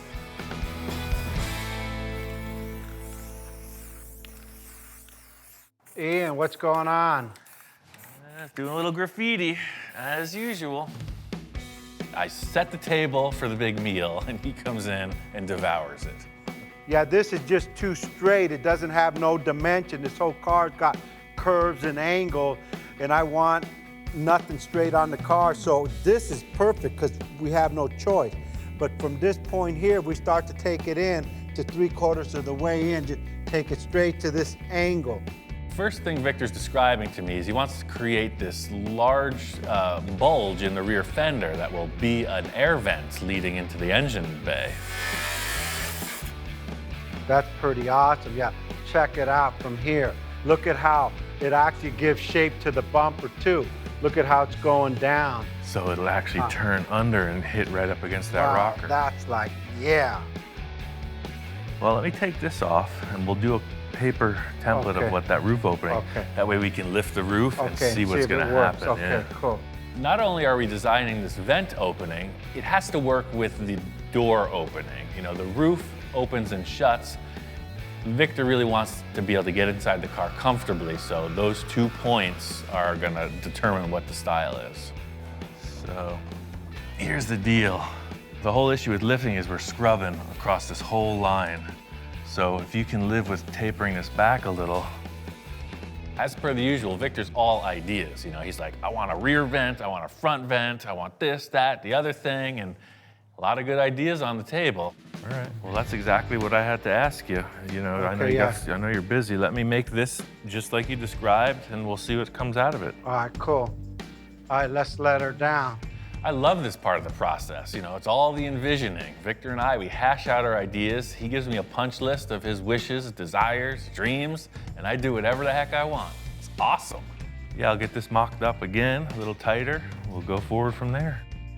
Victor's got to take off, and I am ready to get to work. Victor and I did this mock-up. You know, it seems like it's going to work, but standing back looking at it, there's definitely some issues. The wish list Victor had was to be able to get in and out of the car easy. I just don't want to sacrifice the look of the car for a bigger door. So the way that this line looks, when the roof is open, it's going to look terrible. It's like a freaking butterfly wing or something. Unacceptable. I mean, I saw this coming at us from the jump. You know, Victor's at one side of the fence and I'm on the other. What Victor's trying to get away with is, right now the car has no springs in it. It's low as it's ever gonna be. So he doesn't want to be like this, you know. It doesn't look right. He wants to have an area as low as possible to just kind of swing in. Typical Ian scenario is I just avoid the situation until it's crisis time. Ideally, this, I think, is the most awesome look going. Just for the sake of getting in and out of the car, I hate to ruin the whole look. So now, when the hood is open, it just looks like this weird frickin' thing. As much as I'm into weird frickin' things, this is not gonna fly. See, I do a little mind control with everything, and I'm sure that if I could just do exactly what I want and make it look so cool, so irresistible, Victor will just be hypnotized and go with the flow. I mean, that is starting to look better already. In simplest terms, the debate here is fashion versus function. You know, the whole thing is, at the end of the day, the roof has to open. Person has to get in the car, but it's still gotta look cool. I know what Victor's asking me to do, but what I have to do is make it look good. Easier said than done. Like, he was wanting to use the back of that existing fender as the scoop, but I'm thinking maybe that's not the case at all. Victor's wish list with this front vent, I'm not feeling it. I'm gonna try to substitute that with like an exaggerated bulging fender. I feel like the vent makes it look segmented, the bigger fender makes it look fast. See how much more meat it gives it behind the wheel arch? That balances it. I don't care what anybody's thinking right now. I'm in the zone. It's got a little more feeling like this. Like that. And there's a little less here. There's a couple things I'm considering is that how this area of the C-pillar flows down into the vent opening. And I'm trying to come up with like an inner body shape that you'll step into through this area. And I think that'll help me finalize what happens with the front of the scoop.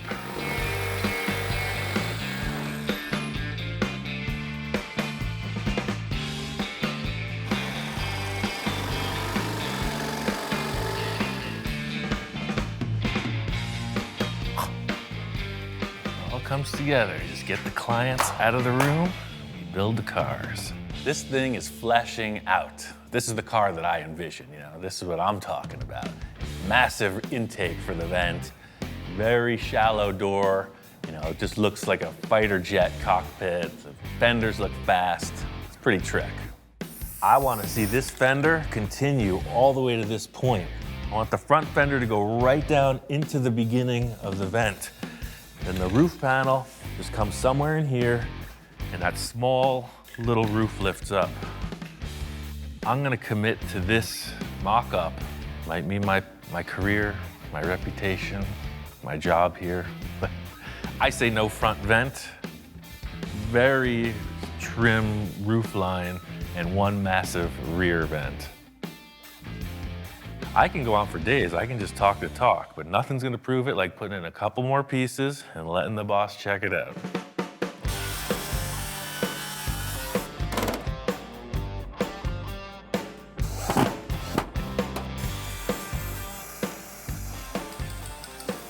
The one good thing about Victor and me is the relationship is kind of open-mindedness, you know?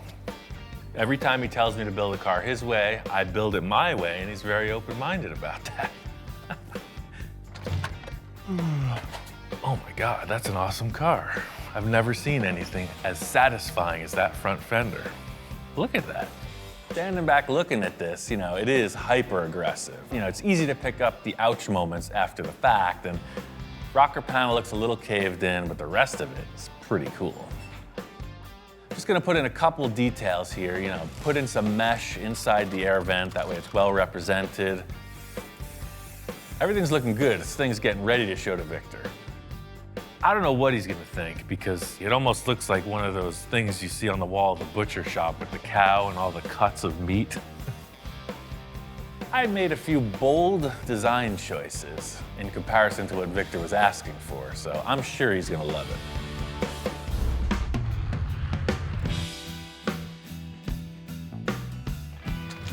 Ian, what's up?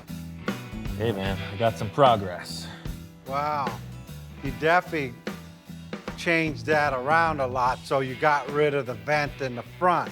Well, What happened? Like you were saying, the car was telling me what to do. At first, Victor walks in and he's not really digging it. I don't think he likes it. You know, he's like, where's the front vents I asked for? In trying to figure out how the vent should look, and I don't know, I can't figure out. I tried like a crescent shape, tried an egg shape, I tried a whole bunch of different stuff, and it just always looked wrong. I know Victor's asking for a front vent, but I was feeling like a bigger fender, you know? Either way, it's not a loss, it's a point to develop, you know? We have something to work with. Every conceptual line was drawn on this car, and it just seemed better blank. The main reason I arrived at that area in the roof, that curve, I'll show you, we can open it. It looks so much nicer the way it comes around to the cowl opening. So you can lift her up. You know, he's looking around not too pleased, and even more so about the size of the door than the front vent missing. You know, he was always saying he's got to get in and out of the car, and that's not happening with this design. I'm not a spring chicken anymore. I mean, Right. I'm not an acrobat. I can't do that anymore. You know, Victor's getting back to basics here. He's like, you know, I'm no spring chicken. We need to get a little more conservative with this. And I'm thinking conservative, that is like the opposite of Victor Cacho. Right there, it looks the best open, literally. That's design concept-wise, that's it. The problem is, I gotta get in this thing and out of it, and I don't wanna, hey man, that's the coolest car I've ever seen. Too bad that guy can't get in and out. All of a sudden, Victor starts drawing a bigger door. Same flavor as what was established, but just bigger. And that, to me, starts to look a little less cool. I don't know, it makes me think of like one of those snow hats with the ears on it. Yeah, right off that point, let me see from this side. There's nothing cool about that. And that's a pretty good opening there. What do you think? Can you pull that off? Well, Huh? what I was struggling with, I'll show you with another color tape. Just real quick, this is what I was doing the whole time. In typical form, I put on my lawyer suit and start giving him the spiel, giving him the sales pitch. Right, so you got this, Yes, you got this, yes. then that's got to somehow tie it, so you're damn close there. Maybe you can meet me halfway like that. Yeah, because then we still got the front end opening too. That would do it, because I just got to get my foot in. Am I there? Am I clearing it? Yeah, man, I'll put some high heels on you. You'll be fine. I picked here, you picked here. Let's go 50-50. All right. And that's what it is. As usual, it works. You know, we meet in the middle. Something's looking better than it would have otherwise. We decide is we're gonna mock up a few subtle changes, you know, reconfigure the rear vent a little, make it a little smaller, work out this final door gap opening, and remove this T-boned look from the rocker panel. We both agree it looks caved in.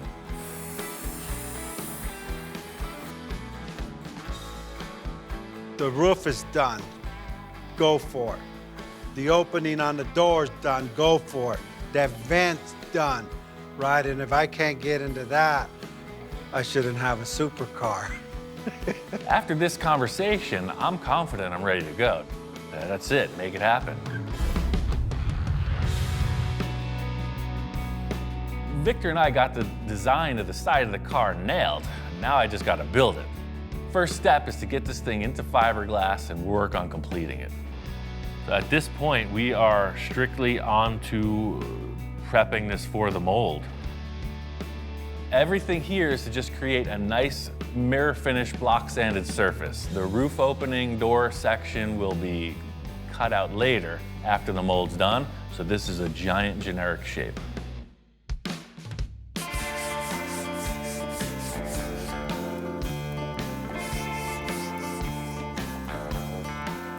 Although this still opens right here, I'm going to be able to just draw the brand new one. We're gonna carve that in, and the mold will reflect that new line. Typical modeling scenario, you know, paint it gray, neutral tone, stand back, check it out. I really mellowed out that pronounced bulge on the front fender because it was affecting the final line opening of what the roof parting line was gonna be. So in having this nice smooth surface, I can redraw that and then kind of get a feel for what the proportion is. Yeah, just sitting back looking at it, you know, the fender before was this really bulbous shape towards the rear, and I think that this line will bring it back. I'll carve that in, and the mold will represent the new parting line for the roof. The whole thing with drawing or taping the lines where the opening will be is a point of debate, and that fortunately won't have to be established till even after the mold is done. I'll be able to modify that right up into the very end. So you see, it puts that round shape back in the fender just by having a line drawn on it. Plenty of room to step in, not stepping over the vent like Victor didn't want. You know, the vent is greatly decreased from what I had originally conceptualized. But in doing those few minor things, the rocker panel looks completely blank, totally generic, not okay. You know, Victor got his one point of practicality, and I'm not willing to negotiate anymore. Because remember, my idea was way the heck out here, but he's having to jump a hurdle to get in the car. So now we just gotta take in the lower portion to match the stuff we're committing to. For once, Victor's conceding to his practical side. It's a little hard to stomach. He's usually the guy with the far out ideas. He's telling me to rein it in. You cool with that? We're just gonna cut off the rocker panel. I'm just gonna cut the rocker panel off and make a new one.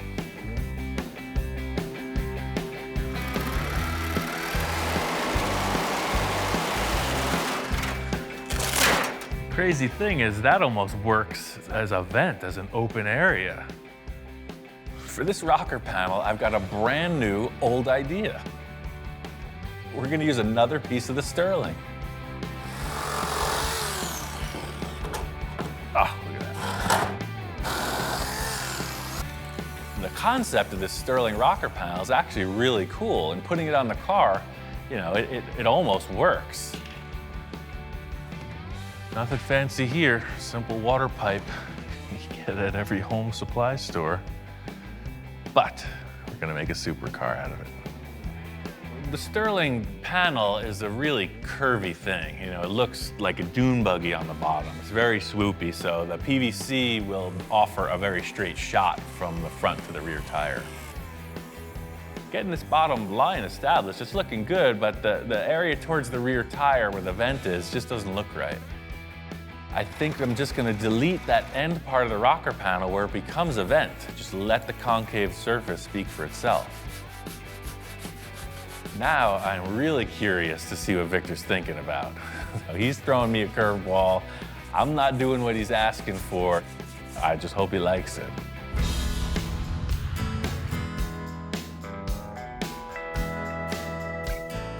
Name of the game here has been a ton of body work. I got a team here helping me out. It's looking good. Victor's been kind of MIA. You know, he's got about 15 businesses. He's a busy guy. I took the reins on this. If he needs to change anything, it's got to be right now, because I'm looking to mold this.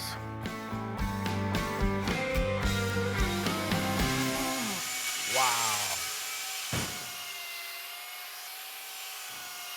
Ian. Wow, dude, come on. Long time no see, compadre. You don't sleep? I've only been gone a few days, not months. I got assistants, man. We got a crew doing the night shift. That's how this happens. I'm just trying to absorb, excuse me, I'm like overwhelmed right now with like figuring out what the heck you did here. Victor comes in and he's kind of speechless. And maybe in a good way. Man, I love the rocker panel because it's not straight, it's coming here and then bulging out with the white tires I got for this thing. And then he starts elaborating on dimension and flow and proportion and all that. You know you're on the right path. All the lines and all that effort, and it's all coming together. It's a supercar, dude. I was explaining to Victor everything that's gone on thus far. You know, it's looking good, but the one thing unestablished is the actual line where the roof opens from the body. So this is gonna come and shoot right out here. This nose is gonna open this way, and then the roof, of course, comes up and over. And that's big enough where I can get in. That's pretty cool. Getting this tape line on the car, you know, that was the clincher. That sealed the deal. He's got his access. I got the look of the long front fender. Figured it out. It's about commitment, my man. Once that mold is finalized, there's very limited room for changes, so it's gotta happen here. Have I ever changed anything? You're always a man of just solid. I'm feeling really good about what we've accomplished thus far. You know, the model of this car is awesome. The one thing is, we gotta build an entire mold on this car. Building a mold on an entire car body is nothing I've ever done. You know, it's pretty ambitious. The next stage is the biggest challenge yet.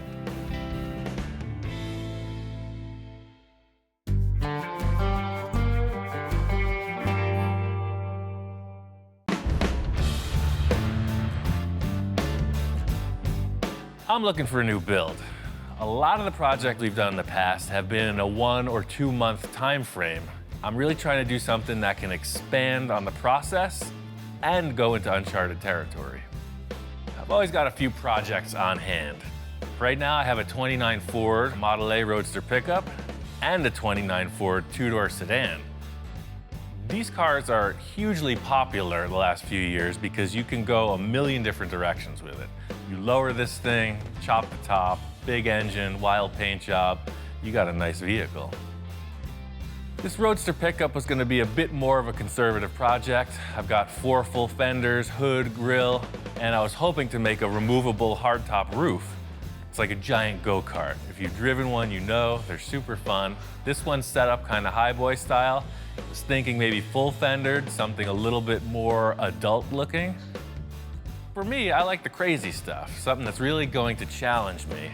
So I've got a few hot rod projects, I got a couple other ideas, but I really just want to see what a few of my friends have going on also.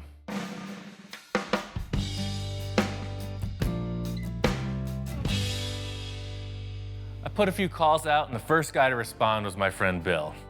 This thing is awesome. Isn't that great? Bill didn't tell me much about it, but he said it had a lot of character.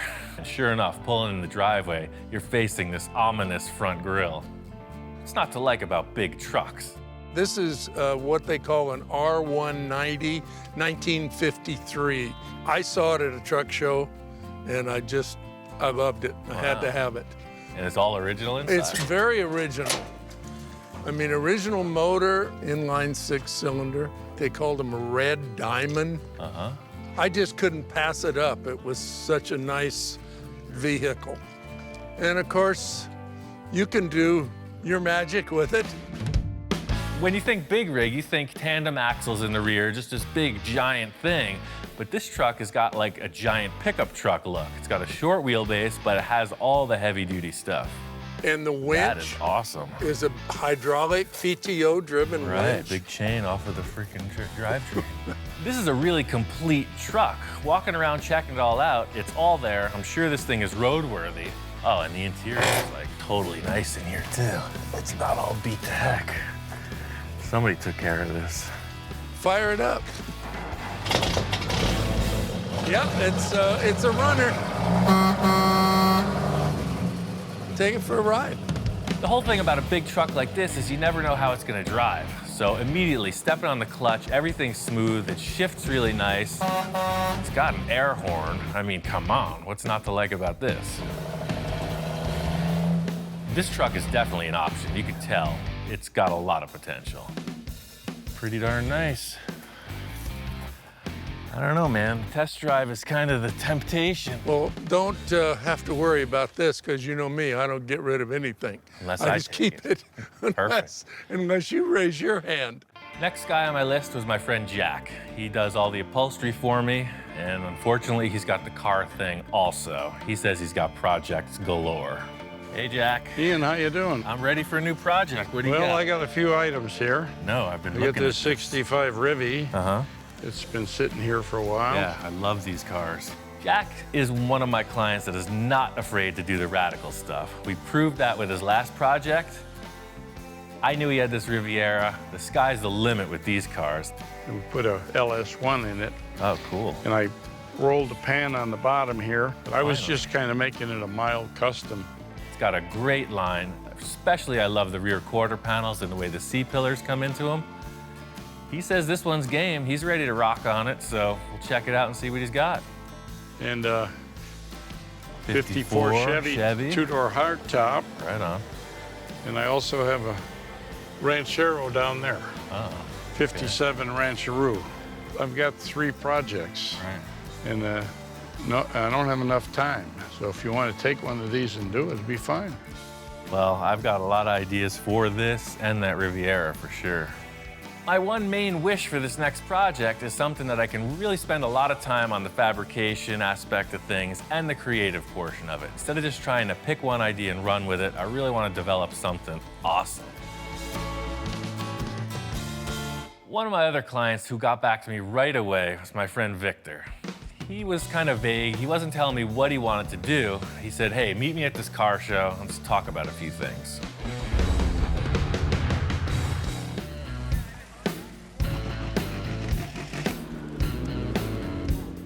I was searching around for clients who wanted to do a new project. Victor called me out. He said he's got a couple ideas.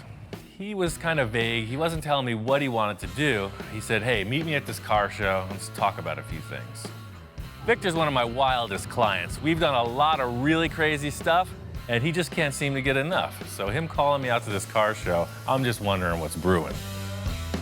Ian, how you doing, man? Good morning. The reason why I wanted to bring Ian out was to get some inspiration. I won't tell him what I'm gonna do. I'll let him feel it. I mean, we've done so many other projects. I want to stretch his ability to the next level.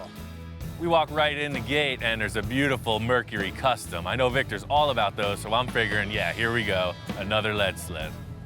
I think we need a different flavor. Rolls Royce. I'm not ready for that. You're not ready to be chauffeured around? You still want to drive? You're always asking for more room. How about just making smaller cars? I mean, you could do like this. You could do 10 of these in the space it takes to put one Merc. This car show is all over the map. It's kind of a game of pin the tail on the donkey. I just don't know where the donkey is. Yeah, check this out over here.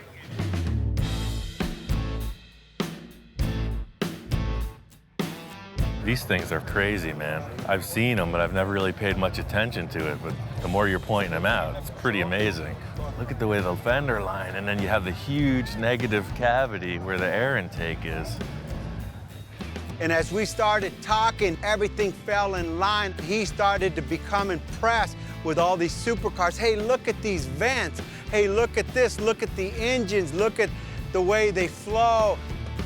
No, now I'm starting to get the idea of what you're talking about. All these styling elements will somehow translate it into that Volkswagen over there. It's perfect. This is what I'm talking about. It's your classic VW. And if you want to do some kind of an awesome styling exercise, the Volkswagen platform is ideal for that. And the engine, I mean, listen to it. It's got that iconic sound. Yeah, no, that is, but I'm out. I'm all on board, and Victor's like, no, that's not what I'm thinking. I'm rock, out, man. I'm out. That's my flavor. I want that stealth. Victor always describes himself as that old school lowrider guy, right? He's got the Mercs, he's got a lot of cool 50s, 60s customs. Then he's telling me his wife has got some idea for this stealth vehicle.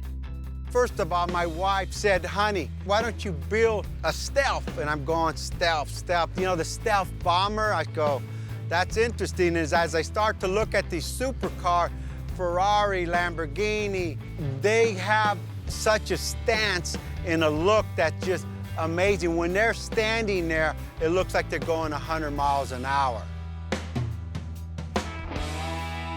Victor brings me over to the Batmobile, the iconic 60s show car, and he's telling me this wild design, this anything goes mentality is really where we're going with this next project. This car has inspired so many people to do custom build. This is why we're here, because of this man right here. Sure, right? No doubt about it, yeah. And if he could do this, we could do what we want to accomplish also. It's a little relief to come to the Batmobile because I know it's a hand-built, it's a custom-crafted vehicle. We talked about Barris, we talked about inspiration, we talked about the fabrication, what it takes to do it. And I said, Ian, anything is possible. Victor's got these crazy ideas of some kind of a exotic sports car. I have no concept of this type of vehicle, so it's a path in a whole new direction. This is the flavor, man. That's something that you were meant to build your entire life, man. That's it. All led up to this. It all led up to the finally arrived. I never want to be stagnant, you know? I'm always looking for the next thing, the next hurdle to jump, and I think Victor's setting it up big. Victor brought me out here to his nursery. He says he's got a car he wants me to check out. The heck is this thing? Yeah, I got this at a junkyard. Oh, perfect starting point. You never know what we're getting into with this guy, but pulling up on it, I can see it's got a really low profile in the nose. I don't know what it is. Check this out.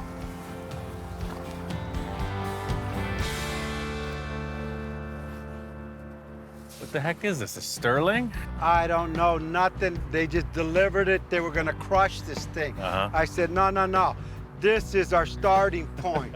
No, we're building a world-class show car. We need this ugly duckling from the junkyard. I get it. Yes. Perfect. That's your MO. Everything you've done has been a pile of doo-doo comes out to a pile of diamonds, right? Doo-doo diamonds, baby. That's what we do here. It's a kit car from the 70s. It's not exactly a Lamborghini. I think this thing was going to the junkyard for a reason.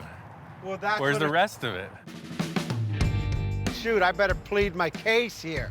So I said, hey, Ian, check this out. The main reason why I want this car is for the roof. Oh, right, yeah, I've seen these before. I know exactly what this thing is. The main thing that Victor's talking about is how this roof opens and closes.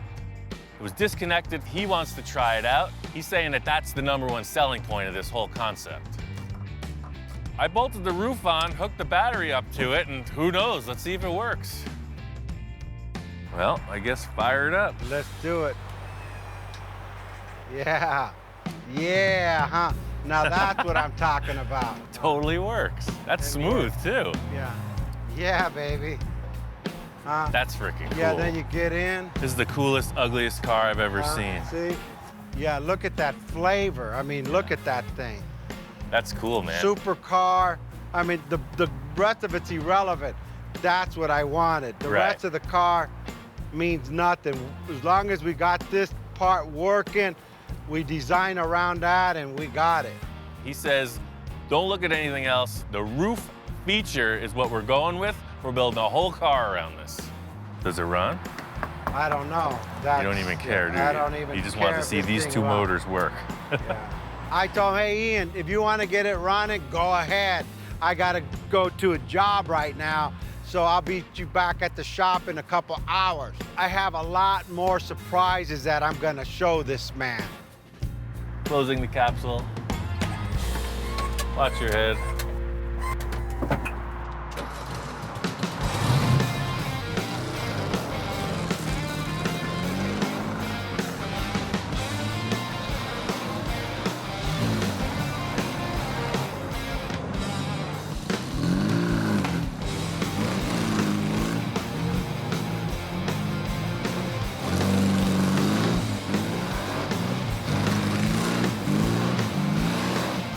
It moves around pretty good, but Supercar it is not. I can't wait to get it back to Victor and see what he's got planned. I'm really not sure where Victor's going with this whole concept, but he's happy with the way the roof functions. You know, I just wanted to get it to his shop and discuss it further, find out what's really happening. Hey, Ian, you beat me back to the shop, Dude, man. I got this thing running. I drove it all the way here. Everything about it works. The roof opens. It's all about just changing the look of this thing. I'm glad to see you got it running, but I'm not really concerned with that. Let me show you what I'm thinking. Remember, I don't want a kit car, and I don't want a Sterling, and I don't want a Volkswagen. I don't like anything in the front end of this thing. Nothing. Me either. We're looking at the front of the car, and he's like, I don't like any of it. We're gonna delete this. He comes around to the back. He says, I don't like any of it. We're gonna delete that. He's looking at the sides. We're gonna get rid of most of this, and we're gonna enhance everything, which is a pretty vague description. I hear you, man. All we gotta do is change everything. Typical story. I got a lot of ideas, but I don't want to really spit them all out or tell them to him, because I want some of his input too. Remember, we're building a supercar. We're not building a 50s custom one-off, one-of-a-kind, That's the what most I love awesome about car this, out right? there. Yeah. With all the other stuff I considered, that's why I was hooked on your idea at the car show, because, you know, it's kind of like what we're doing with the customs. There's no rules. It's just a different shaped car. I was a bit skeptical when we pulled the cover off of this, being that it's a fiberglass kit car, but, you know, performance vehicles are super strong, super lightweight, and this really is right in that direction. But fiberglass, I know this is sturdy. I mean, is that supercar material? Well, think about it. Everybody who's done these concept cars works with this. Even modern Corvettes are some kind of a composite, and that's why they use these types of That's materials. We haven't built any cars out of fiberglass, and I think it's a really good challenge. It's unlike anything I've ever done.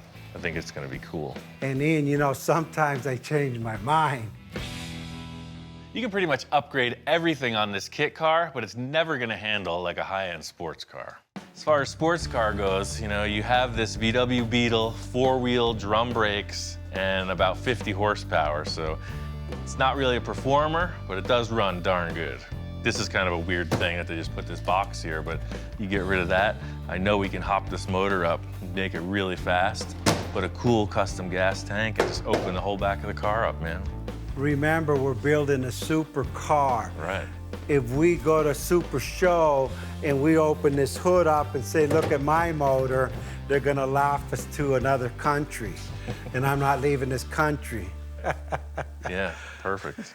This has potential to do whatever we wanna do. It's an open canvas. And Ian keeps talking about, hey, we could do this cam and these headers and dual carburetor on this Volkswagen engine, and I couldn't take it anymore. I said, Ian, no more Volkswagen, it's a supercar, hang on. I pull out my phone and I said, just a moment. You know what? Let me make a phone call. Hang on a second. Victor's got people, so I don't know who he's calling, but he's on the phone. Hey, you think you come by the shop? Anything's possible. My first reaction is that he's got a guy with an engine adapter or something, so we're gonna put a better engine in this car. Thanks, bye.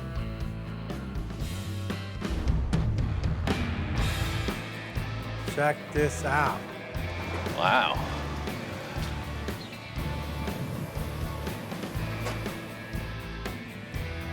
So what, you're changing your mind on that car? You gonna do this instead? No. This is the donor car. What? I'm walking out and there's a nice Porsche Boxster pulling in. I figure the trunk is full of stuff for this vehicle in the garage. And Victor's like, no man, this is the stuff for the vehicle in the garage. So the whole idea is we're just going to build off of this thing and then create the shapes that mimic that car. I get it, right? No. We're gonna tear this whole thing apart, fender, top, glass, everything comes off. So you want to cut this whole thing apart? Yes. You gonna cut the car apart. I'm gonna watch. I'm committed, even though I'm getting pressure from every end. Even Ian's kind of like, hey, you like crazy? I don't know what to say. You sure? I wanted to start with a good foundation.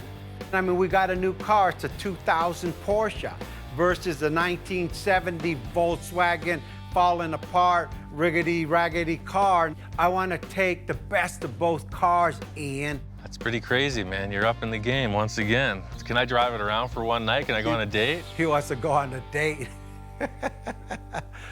You could have the thing, because you're going to cut it Ladies, apart. dinner? Well, it still runs.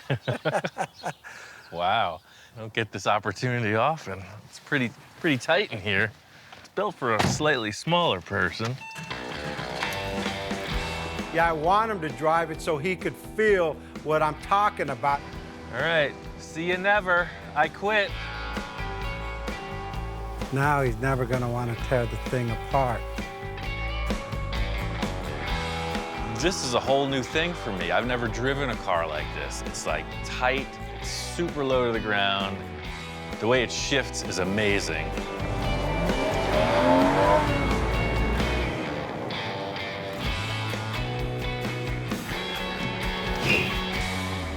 Man, this thing is fun. So what do you think, man? It's like a video game. It's like you don't even feel the car, it just performs. Are you saying we're gonna do this instead of that, or what? No. So you bought two cars and you don't want either of them. You can try to make something you do I don't want a Porsche, and I don't want a Sterling Volkswagen. I see the potential in both of these. I mean, there's good and bad in each of them.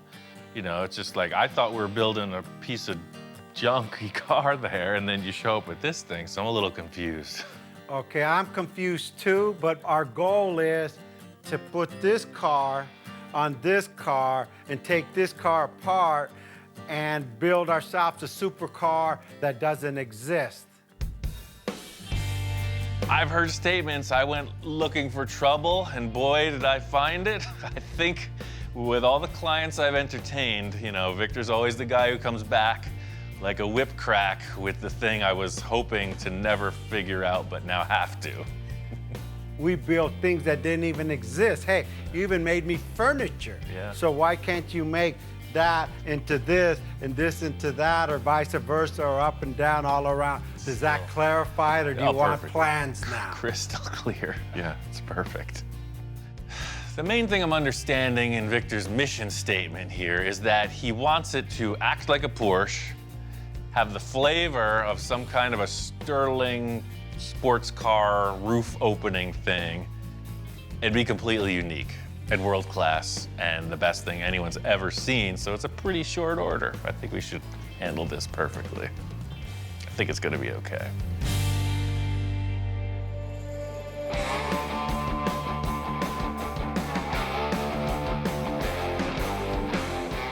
I really love the idea that Victor is just all concept on this. Most of the cars we start with, it's like shop, section, lower, that whole deal. He's not talking about any of that. He's talking about creating a whole new car body.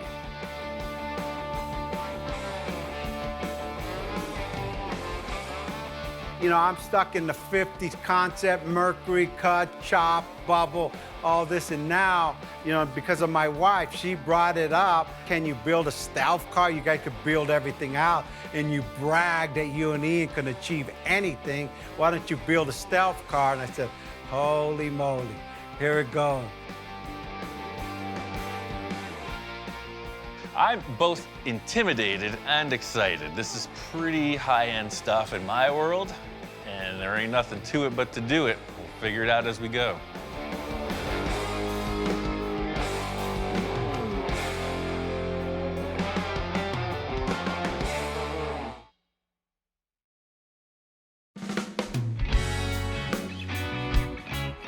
We're down the road on this crazy journey, and there's still a lot up in the air. One thing I do know is we're building a complete custom body on this car. We're just going about it in a slightly different way.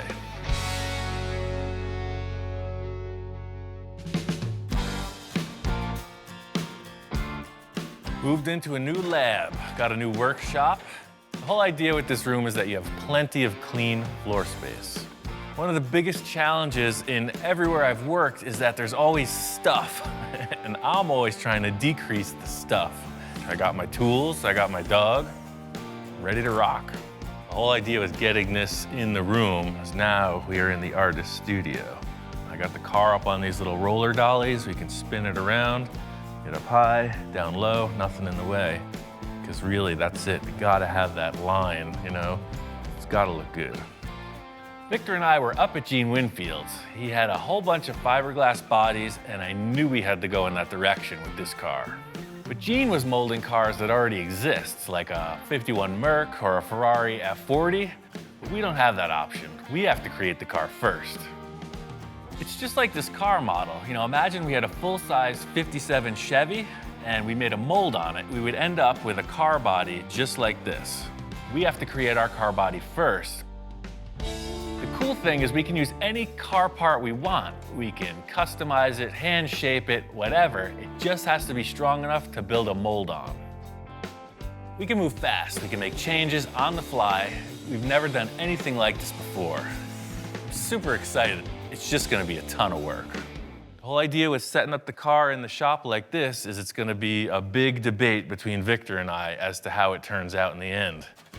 Set up these fenders just as a representation of something over the rear wheels.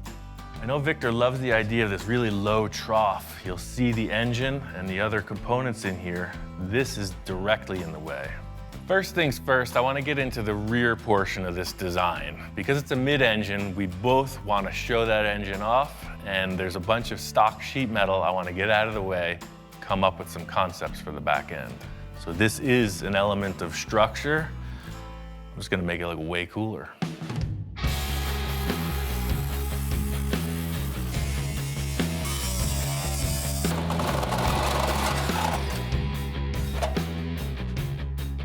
You can see now clearly the strut tower in here. And if you look under the hood of any front-engined, you know, car for the track, they'll have this flange that bolts on here and then a cross brace. So already you can see it's just, when you're looking at the engine, it's way better than looking at this big divider wall. What do you think? Dude's always on board, you know? He's 3 years old, he's getting himself into trouble, banging his head into stuff. He's always putting his nose in my business, and I'm sure he's totally liking the smell of the fine German machinery. We don't get a lot of that, and I think he's just taking it all in. Hey, what happened to your face? You were such a cute puppy. You look like a boxer.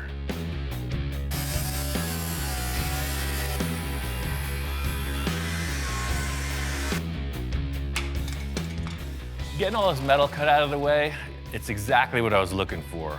The engine will be exposed, but now I gotta put some structure in there, and I got a couple ideas how to make that happen.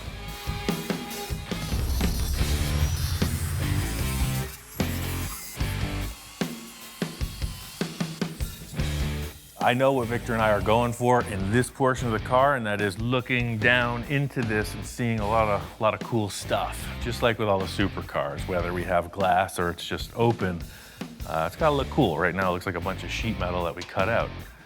Try to snazzy it up a little. Now that I got all this metal cut out, my idea is to put in like an upper strut support. It'd be easy just to throw a piece of tube in there, but I want it to look cool. Race cars, they try to lighten everything up. I'm gonna do the same here. So that's the thing, I got the center marked here, and I'm just gonna go every 2.5 inches and scribe across, so 6.5 to 9. I'll just center punch, drill all these with a hole saw, and it'll just look like a nice lightened race car style bracket. I'm just gonna pre-drill these with a 1/4 inch hole and then hole saw it up to, I think, about 1 inch, whatever looks appropriate. So there you go. Now you got a bunch of small holes.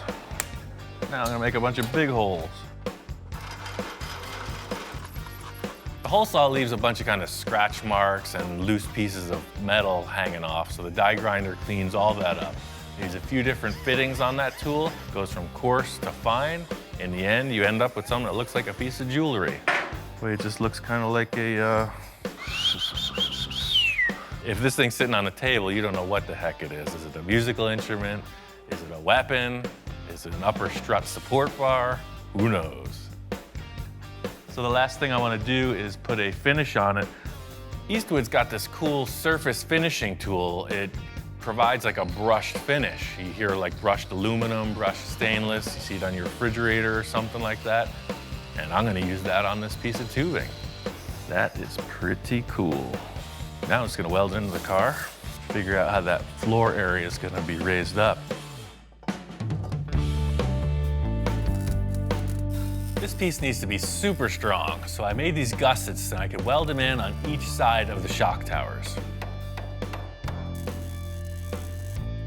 The next step is twofold. I need to create somewhere to mount all of this rat's nest wire harness stuff and create something that looks cool that follows the design Victor and I are looking for. Paper templates are the time-tested thing for sheet metal fabrication, so that's exactly what's happening here. It's always easier to cut some cardboard than to waste metal. You got a little something hanging off your chin there. I love the idea of what we're doing here. It's because my thing with any hot rod is you got this big giant engine, you're seeing mechanical stuff. And that's what we're doing. We're chopping the car down so that the engine components can transfer to the outside of the vehicle. And that's cool. Just laying this cardboard in totally cleans up the rear view of the car. I'm pretty sure this floor shape's a keeper, but I need to come up with some kind of representation of how the walls are gonna turn down from the fenders within my 3,000-pound paper folding machine. It's always easy to pick out what looks terrible. You just gotta figure out how to sweeten it up, and that's exactly what this envisioning tool is going to provide. Ready to show this to Victor. We got a lot to discuss about the designs in this rear end. Ian. Hey, man. You found the place. Yeah, I found it, man. What's going on? Wow, place looks good. Oh, yeah. That's the thing I was saying, you know, new building, new project. You know, I walk into the new shop, man. Ian's like all peppy, ready to go, just like he's inspired again. And now I'm starting to get inspired, going, hey, move over. I'm coming in. That looks good. The lines are lining up. Yeah, it's all just kind of concept, you know, something to discuss. Aside from it looking so cool with structure, you know, these are springs under here. They're gonna wanna fold in. So I just support it like you would any race car, right? Came in with some gussets, really grabbed that. Ian just telling me all this stuff, and I'm not really like taking it in. I'm like looking at the car, starting to focus on what else could we do to this thing. And he's talking and talking, and you talk all the engineering you want to talk. I'm thinking design, baby. I love that you got it down low. This Boxer was round. Exactly. Now we could achieve, you know, whatever vents or take the points down. You know, all this aside, all we have is some structure back here and this surface height. We need to figure out what the look of the back of the car is. You know, you're describing some kind of sculpted thing. All I've established is measuring points. I mean, I can't do anything more until we figure out what the look is. You know, what the heck is you bring in for this part? The mistake Ian made was he said, hey, you could bring anything you want. So, I mean, you can't tell me that. It's another piece to this puzzle. You know, 911 Oh. Carrera bumper. Okay, I thought it was something you picked up off the street. Oh, I see, yeah. Porsche 911. I was a little concerned because he brings in a Porsche bumper. We're working with a Porsche. We're trying to make something that doesn't look like anything out there. So, I don't know. I'm a little skeptical. I think it's gonna be too wide, but hey, you know what? What else is new, right?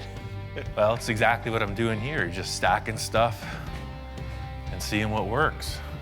And Wow, that's freaking wide enough, man. Look at that. You know what? That thing ties right into the depth of the tires and everything. Completely. I mean, it's one thing to just say, oh, well, oh yeah, it's a Porsche, it'll fit, but you got these massive tires and it actually works. Once we put this thing up, it was like a revelation. It fit. To just put a replacement Porsche part on it seems like not accomplishing anything, but this is completely different than any Porsche that I've seen. I mean, already I'm seeing lines coming off of this that make the whole back of the car start to appear. I don't know what you're seeing, but I see it's looking now pretty from cool. this point, watch, stand here, I'm gonna show you what I see already. Now as you come in here, guess what? These are rolling. Guess where this fender's going? Straight to here. Look at this. Look at how this. This is like a whole imagination station. That's exactly what it is, you know? It's like, imagine if we could do this and it felt like that, but it was more like this, etc., you know? He comes up with this dialogue and I cement some kind of a tangible thing and then we modify it. What if we just took the Boxster fenders and just mocked them up? Maybe that curved shape can benefit us. You're right. I brought everything from the other shop. They're right here. If we're gonna go with this Porsche bumper, it's very round. It's in direct opposition to the faceted edges on this Sterling body. It's got me thinking about a couple other ideas. So you can see it's curved. It definitely takes over from that, but if we put it on, oh, look at that. Wow, that's ridiculous. It matches the diameter of the Look tire. at this thing, huh? Look at this, huh? That's pretty crazy. The rear bumper and the fenders are really a huge breakthrough because they're not the end result of what the style of the car is. We just need to create surfaces to sculpt off of. It's exactly what you're describing, man. It's like down, Wow, yeah. up, and over.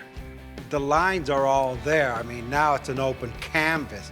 We have a lot of depth to work with, so This is that's exactly what I pretty cool. needed, man. I'm gonna show you a couple tape lines that I'm considering with the angle of these walls, because that rear deck portion is quick and easy.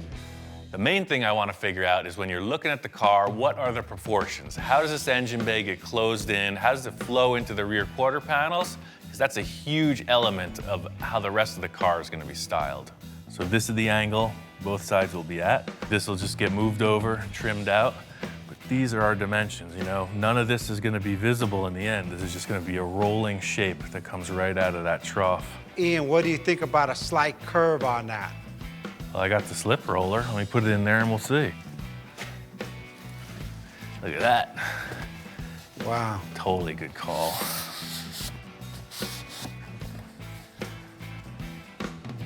Oh yeah, that changes it from being a file cabinet to a sports car, man.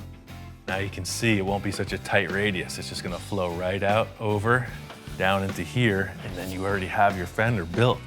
This is exactly what I needed. I was looking for that new thing that I had never tried before, and Victor's going all in on this. It's starting to turn into something really awesome. Well, if you're cool with that, I could build those panels out of metal, and we could figure out what these fenders are gonna look like. I can't wait to come back in tomorrow to see what he does with it. It just inspires me for the next part of this car. I got a whole bunch of more ideas on this car. We just started. Starting to fit up the rear view of the car, and the first thing I wanted to accomplish was getting this driver's compartment separated from the engine compartment. I got this panel in before I could get this structure finished for the side pieces. These tubes here are going to be the support structure for the side panels we discussed. Victor's bumper idea, I think, is perfect, but what I had to do was suspend it and center it. I came in with some 3/4 inch steel tube and a bunch of small pencil rod, and now the bumper is mounted. This panel here is going to have a rear window in it, but I don't know how that's going to look until we get these sidewalls in. Victor and I are committed to this, so I'm going to put the floor in and build the sides.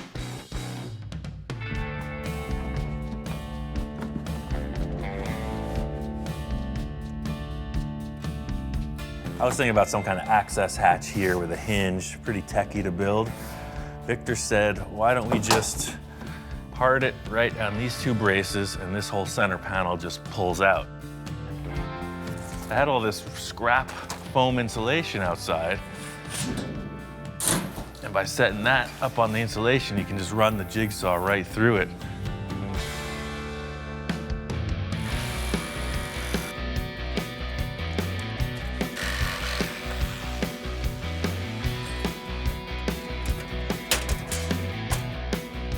I'm gonna do this whole portion of the car in aluminum. My plan is that it's gonna stay with the chassis. It'll never be molded in fiberglass, so I want it to look really bright and cool.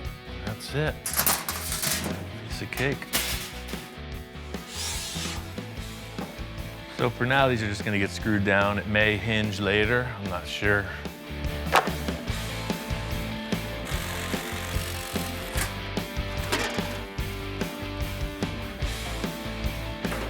The whole thing with these panels and them being aluminum is that it was my choice that they stay with the car through to the end as a showpiece. So to see them in place is pretty satisfying.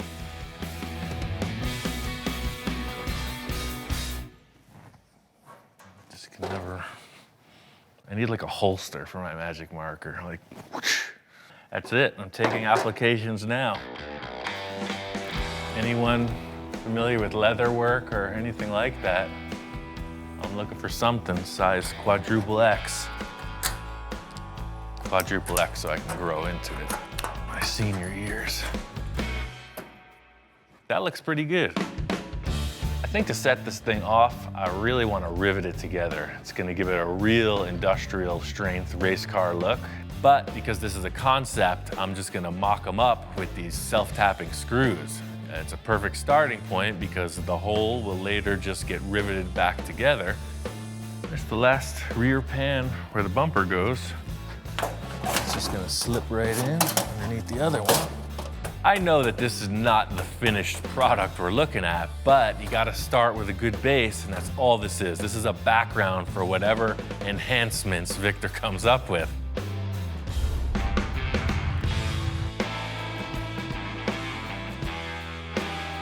Came out to the Pomona swap meet with Victor. It's one of the largest swap meets there is. It's the go-to place to get what you gotta get. They have everything, including the kitchen sink. That's the deal. It's a full-on treasure hunt.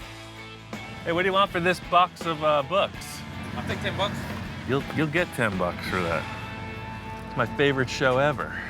For those that don't know, Monster Garage was like the show that brought the builders of the world onto television.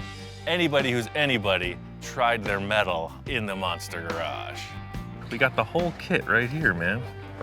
This is gonna teach us how to build a custom car. This is awesome. I think we could just go home now.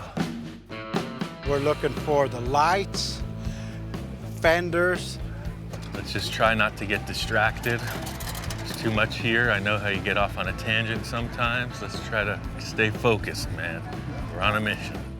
The main mission today is to just find shapes. You know, anything representing a fender line, a hood line, lights, who knows what's here. That's what it is, treasure hunt.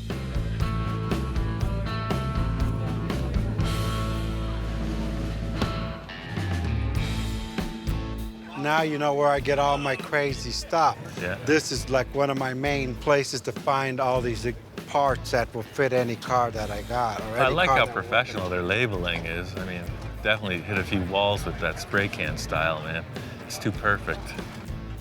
Here you go. Here's the radius of the front. There's a million other shapes in the world. Just because it's an old Plymouth, you know. Try to detach yourself, man. We're on the better. Remember, we make old things back in the new things, and hey, that car would love to be a supercar. Yeah. When it grows up, it wants to be a supercar. I know when we get back to the shop, I'm gonna see that next to it. Check this out. I could be Ian Jr. That one's even better than mine. How do I look? Can't get distracted, man. Stay focused. This is my music, Pink Floyd, Led Zeppelin. How much are the gauges? Check out that Manny Moen jack. Hey, Dan, how you doing? I'm Victor. Hey, I know that you want 1,200. All I got is 800 bucks. I know I'm rolling the dice here. What do you think? No. 9, no? All right, well, we tried. You gotta stay focused. Don't get distracted. No kidding. Hey, I still am a collector of fine art. I know. Victor's hearing what I'm saying. He's on the lookout for fenders. He called me over. He says he's got something. There you go, Ian. Check this out. He pulls out these round fenders. I don't think he knew what they were. Right away, I spot them. How much do you want for the fenders? 60 for both. 60 for both? That's a good deal. The last thing Victor wanted was a Volkswagen involved with this car. Remember, we got rid of the whole chassis. Now he's picking up a couple of VW Bug fenders. He's going right back to where he started. So those are off a Volkswagen Bug. You said you're trying to get away from the VW stuff, but you know, I'm all about it. Well, I don't know. You don't want Volkswagen, you want a supercar, and then you're pulling out Volkswagen parts. It's like, just because I say anything goes doesn't mean anything goes. I'll pick it, you make it fit. That's not my problem. We've already discussed that. Yeah. Not only that, but walking around, we're in our element. You know, a lot of people who watch the show recognize Victor, and some of them even recognize me, which is even cooler. Man, I like your program, man. Thanks, glad you like it. I We're here like looking this at guy, you too. know, Hey, Victor. I own a nursery too, man, like you, man. Where at? Maybe we could do business. Probably Central Klamath area. Oh, yeah. Okay, what do you got? You got a lot of native stuff? Desert stuff. Oh, no. All right, good. We'll do business. We even trade cars. We get could my even wife trade right some now. cars. You made my day, man. You made my day. Right on. That's what we're here for. Well, we got books, we got gauges, I got a hat. We got everything but the fenders, man. Bottom line is, this isn't about the world's greatest swap meet quest. It's about building cars. You gotta get back to the lab.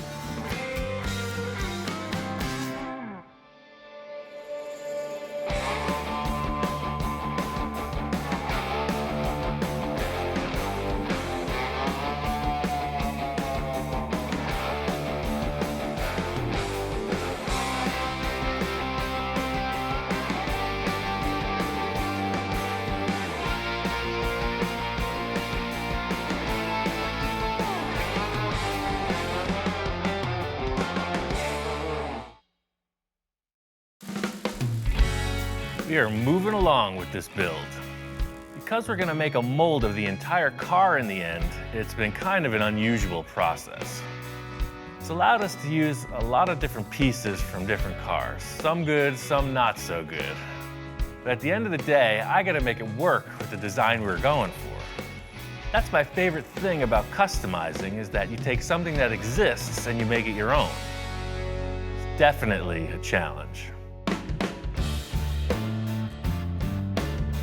Front end of this car is pretty much redefined. I really like the concept with the fenders we're using so far. The challenge was getting it to match this new Lamborghini style nose. The crazy thing is I think I got away with this. Putting the Lamborghini nose on here was a real hard mend with this contour, but by using these lenses, it really helped this flow right down into the steep angle of the nose. It's pretty cool, huh? Because you can see now, just another clay model representation. It's probably the headlights. If you see the lenses, then you'll understand. These plastic lenses, they really helped me create this symmetry because I have definite mounting points and angles to contour the fenders off of. So the reason I wanted to use these was because this curvature here, you can see it gives the fender a reason to flow right down into that steep angle from the other nose piece. You could go any direction with the headlight choice, you know, something super expensive, maybe even Lamborghini headlights. I went to the local scrapyard, looked around, and found something I could modify to work. The thing I saw firstly was this cool shape. I don't know how to describe it, but what I like most, it's got a really modern projector-style headlight bulb in there, and we could modify anything inside this housing. I don't know how Victor's gonna feel, but to me, look at this. This is a really unique looking lizard-faced car. It's pretty awesome.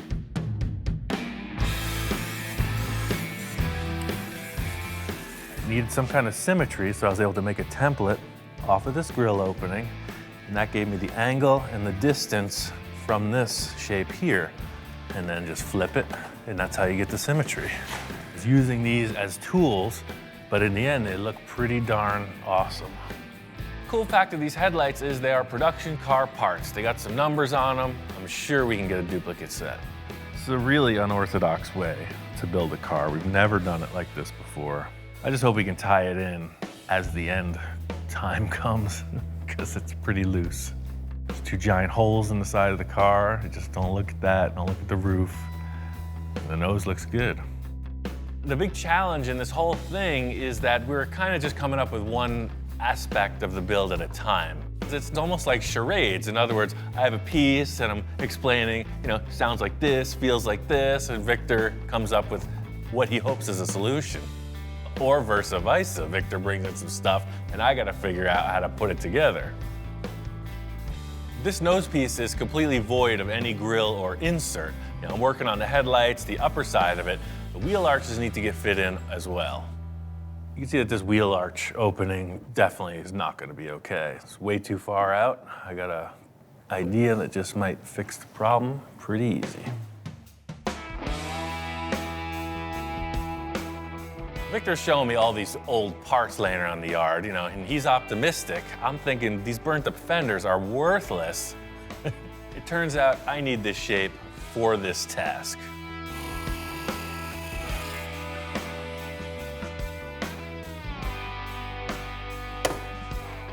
I got your fender arch right here. Anything goes in this mold process. All we need to do is create a shape. It could be foil back there, t-shirts, newspapers. As long as the surface looks nice, we can mold on it. This nose is really coming together. Victor's coming in. We gotta design this grill opening because that is gonna make or break the look of the car.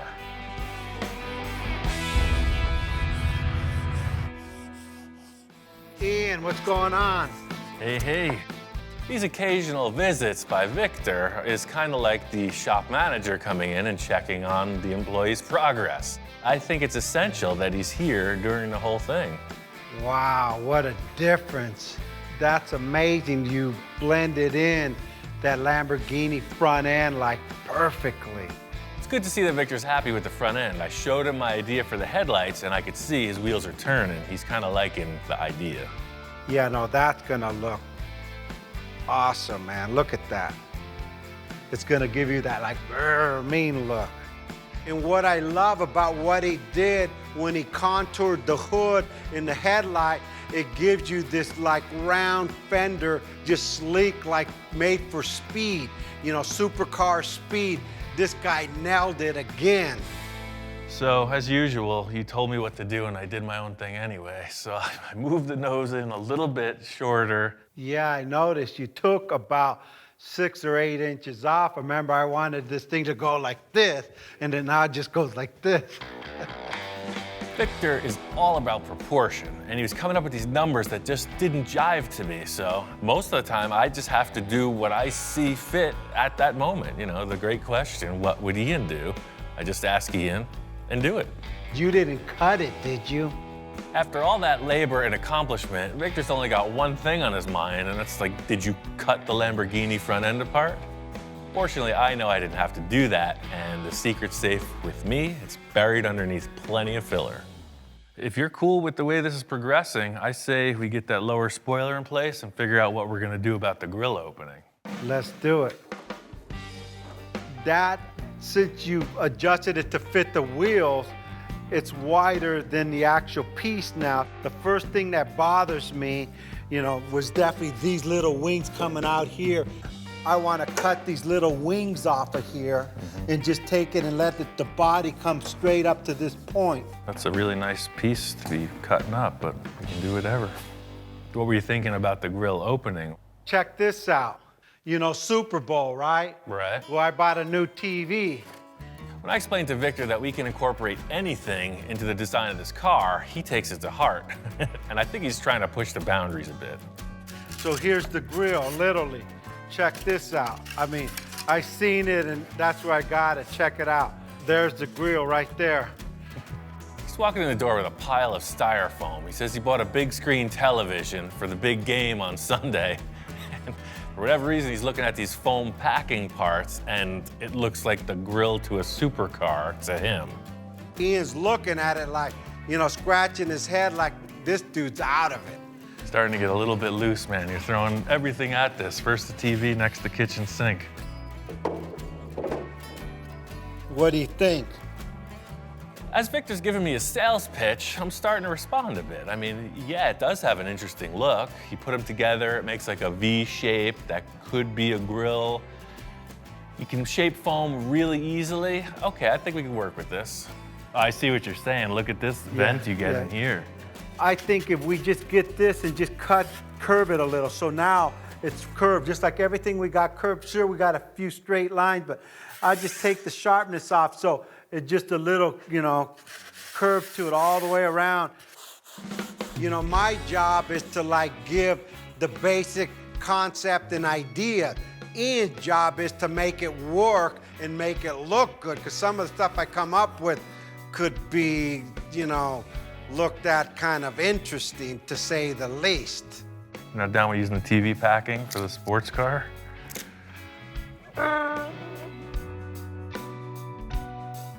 In here, this is the bottom piece. The screen in here for the radiator. The screen in there for the radiator. That baby's done.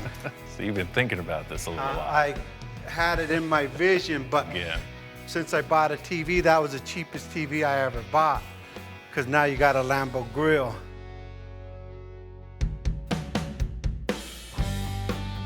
Critical factor in how this grill bar is going to work out is the bottom opening of the chin spoiler area. You know, Victor doesn't want to cut apart his Lamborghini stuff. I told him it would be super easy to make a replica of that in fiberglass and attach it to the car. Well, no, we haven't done anything weirder than this yet, but it seems like it's progressing fine. When you brought in the foam, the first thing I was thinking was, well, yeah, we just make a mold on that and we could lay it up in fiberglass or carbon fiber or whatever. But I could also make it out of aluminum to match the rear section. And metal, that's your specialty, man. You've mastered that art. That's what Ian's specialty is, metal. So I'm glad, you know, instead of playing with all this foam and fiberglass and this stuff, he's finally be able to use his strength in doing his fabrication. I think the extra effort's gonna be worth it. This is kind of like the jewel on the front of the car. I know I can pull it off, I just gotta make it happen. This concept Victor and I are coming up with, the foam model, is a loose interpretation. You know, my idea, making this out of aluminum, I'm gonna modify the shape just a bit, and that's really gonna set the whole design off. I think this is gonna have to be made out of 1, 2, 3, 4 pieces per side. Always thinking ahead on how we're gonna wrap the entire project together. By building this front grille out of aluminum, it ties in with the rear exhaust fin thing I created, so I think the aluminum will be a design aspect through the entire project. Victor was saying that this ridge here is gonna be a keeper, so I'm gonna try to mimic that in the aluminum. The idea is this is gonna be a hollow part, so I'm tracing it around the foam and starting to form each piece independently. Yeah.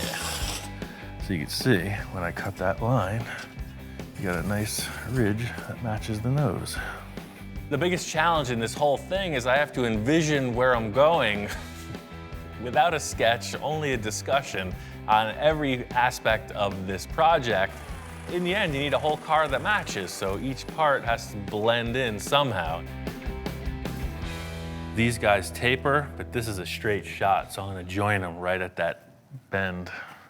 So this is gonna be a little bit thicker because there's gonna be a lot of welding trying to keep this thing in shape. I think that this will help. I'm gonna cut 2 6-inch strips and just fold them.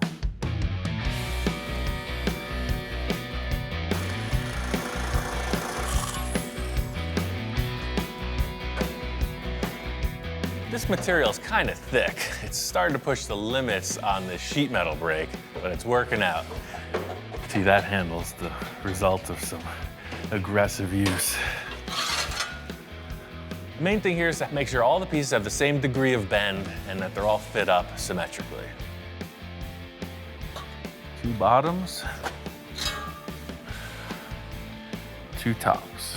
It isn't really a complicated shape to create, but it's got to look like the foam model, so I'm just using that as a template. I'm literally building the metal panels around this foam structure just so it looks like our model. Even though we're modifying all the parts of this car as we go, what I try to do is make the most refined step towards the end game. So all this metal work, I'm really thinking ahead so that the keeper pieces are really a nice finish. So this is pretty much set up to weld. It'll take a long time to weld this without warping it and then sanding it so it looks seamless. But that's basically the idea. You got these 2 6-inch plates parallel and a nice crown on top. You know, just refined Victor's foam idea a little bit, but there's no waves in it. It'll be perfectly straight. This is a nice little project to take me away from all that sanding. So metalwork is kind of the realm I thrive in, and to do something really, artistic is more like jewelry than just car body fabrication. So it's a nice change of pace. I'm using the TIG welder on this aluminum just because it's really versatile. In these odd shapes I'm welding together, I can make sure everything has got a full penetration weld. That way when I polish it back, it's still strong. The whole idea here is just keeping it light as possible. I didn't put any back on it because I'm gonna chop into here somewhere to fit around the body of the car. And then later I'll just put a couple cross tabs to brace it. Right now I'm just gonna sand off all this stuff until it looks like a perfect finished piece. Finishing process on this metal part is just like bodywork. Using these 3M discs just to rough everything out. After I get the surface knocked down, it's just a series of finer grits to bring this thing out to a polish. It's just block sanding, man. I know it's boring. It's not as exciting as the rest of the stuff, but it counts. All right, so that's pretty much the story. So now all you gotta do is figure out how to put it on the car. Last thing is to fit this into the car body. So there's a number of areas I don't want to modify in the Lamborghini nose, so I'm notching this aluminum back. Little by little, it's gotta fit into place. And I want it to look nice in the end, so I'm making templates, making sure the cuts are symmetrical, so it just slips in tight, no big gaps.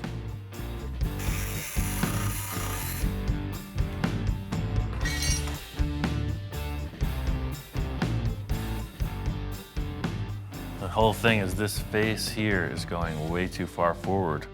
Part of what the remedy might be is to pie cut it. Came up with this idea to pie cut the V just so it fits in a little bit better. It's kind of risky to do at this point because I'm working right through the old weld joint. There's nothing to support it or really gauge the shape. Another trial and error thing. We'll see if it works out. Okay, that looks like it's doable.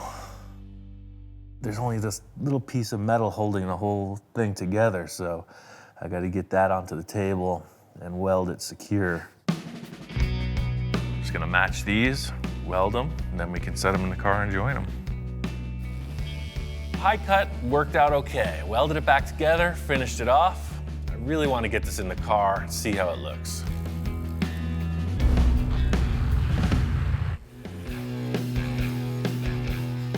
Changed around a few things from the original flat concept. Joined the center, filled in the whole thing here underneath, welded the underside. In the end, if you want to polish it, that would be the next step, but right now I've maintained that nice defined ridge all the way through. I never built one of these before. Just knew I could weld, and I had a vision. And there it is. Building a grill bar like this is kind of a shot in the dark. You know, I know I got the skills to do stuff, but it's very rewarding to see it finished and in the car. Look at that thing. It's just what the car needs. A couple things I want to finish up before Victor checks it out. This is quite an improvement. One more element that's going to seal the deal. I'm always thinking, you know, everywhere I look, there's potential. From behind, curtain number 3. I found this mesh. I don't know what it is. It's like a paper substance. There was just a box of it at one of these scrap yards, and I bought it. It's like you can see me at certain angles, and when I turn, I disappear. The whole purpose of this mesh is to shroud the mechanical look behind the grill bar.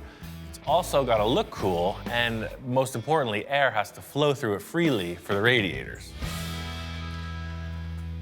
Pretty space age, huh? It's not metal, it's not foam, it's something in between.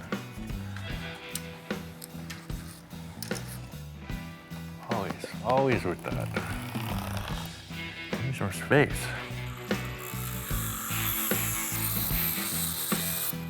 I'm gonna mock up this mesh to complete the package, give it the whole look before I show it to Victor. Giving this mesh a quick shot of black spray paint. In the end, I'll finish this thing off really nice and get the proper fasteners in place, but this is all about the mock-up. Ian, wow, what a difference. That's words that I can't say on television. This guy made this grill out of aluminum and curved, rounded the edges. He really put a lot of thought in that because the craftsmanship on that grill is just like perfect. That is cool. And actually that finish is pretty cool. What did you put behind it? Is that a screen or what? It's this weird composite mesh. It's actually about a ½ inch thick, but it flows air perfectly. And you can see, you can't see anything behind it. It hides the radiators, has the flavor, everything's there. Just, I really can't tell till I see that one line across. The last step in this front end grill opening is the chin spoiler. You know, the bottom dimension. It's changed a bit because of our design. Put some envisioning tape across the front of the car just to come up with our parameters of the grill opening. I think we're gonna use some of the styling from the Lamborghini part. I'm just gonna make my own from scratch.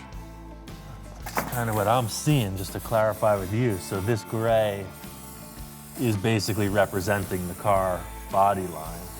It's critical to have like a heavy element on the bottom. You know, that's what grounds the car, so it makes it look super low. Right now, it's all up in the air, so to get this bottom part in place is gonna seal the deal. And again, we're not just sticking found parts on the car, man. We're making everything, so I'm all about that. So it'll look like the other part, but it'll be homemade. Let's do it. One of the benefits about working with fiberglass is that you can flesh out an idea pretty quickly. But Victor and I decided he didn't want this raised center section, and then he didn't want these upright fins on the side. So you can see what you get in the end. It's almost a perfect match. If he doesn't like it, we'll just do another one. Finishing touches are just to paint it gray, make it look like the rest of the car. You know, that's the neutral tone. Fortunately, this fiberglass nose Victor brought in has holes that was the same way that the original car was put together. They just bolt up. Done deal. Yeah, so now you really get that look. The whole thing with this design is it needs that bottom. Otherwise, it just looks like a suspension bridge, you know, it's just two legs. That bottom makes the two air vents completely apparent.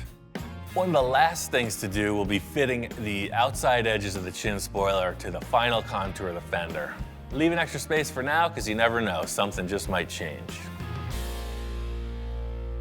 Just one step at a time. You know, you're looking at the car through these goggles. That's looking good. That, not so much. There's a whole thing going on. Definitely nailed this grill opening. There's a whole world of trouble on top of that car. Can't look like a Sterling.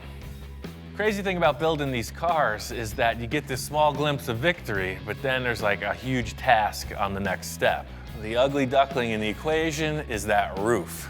The big problem here is you got this massive flat panel. It just takes the nice curve of the car and it disappears. So the side profile of the car is dependent on this roof line. We gotta figure it out. I know that the roof was one of Victor's favorite parts. It's what set off this whole car build. So it's gonna be a delicate dance in telling him how much it has to be modified. Radically modified.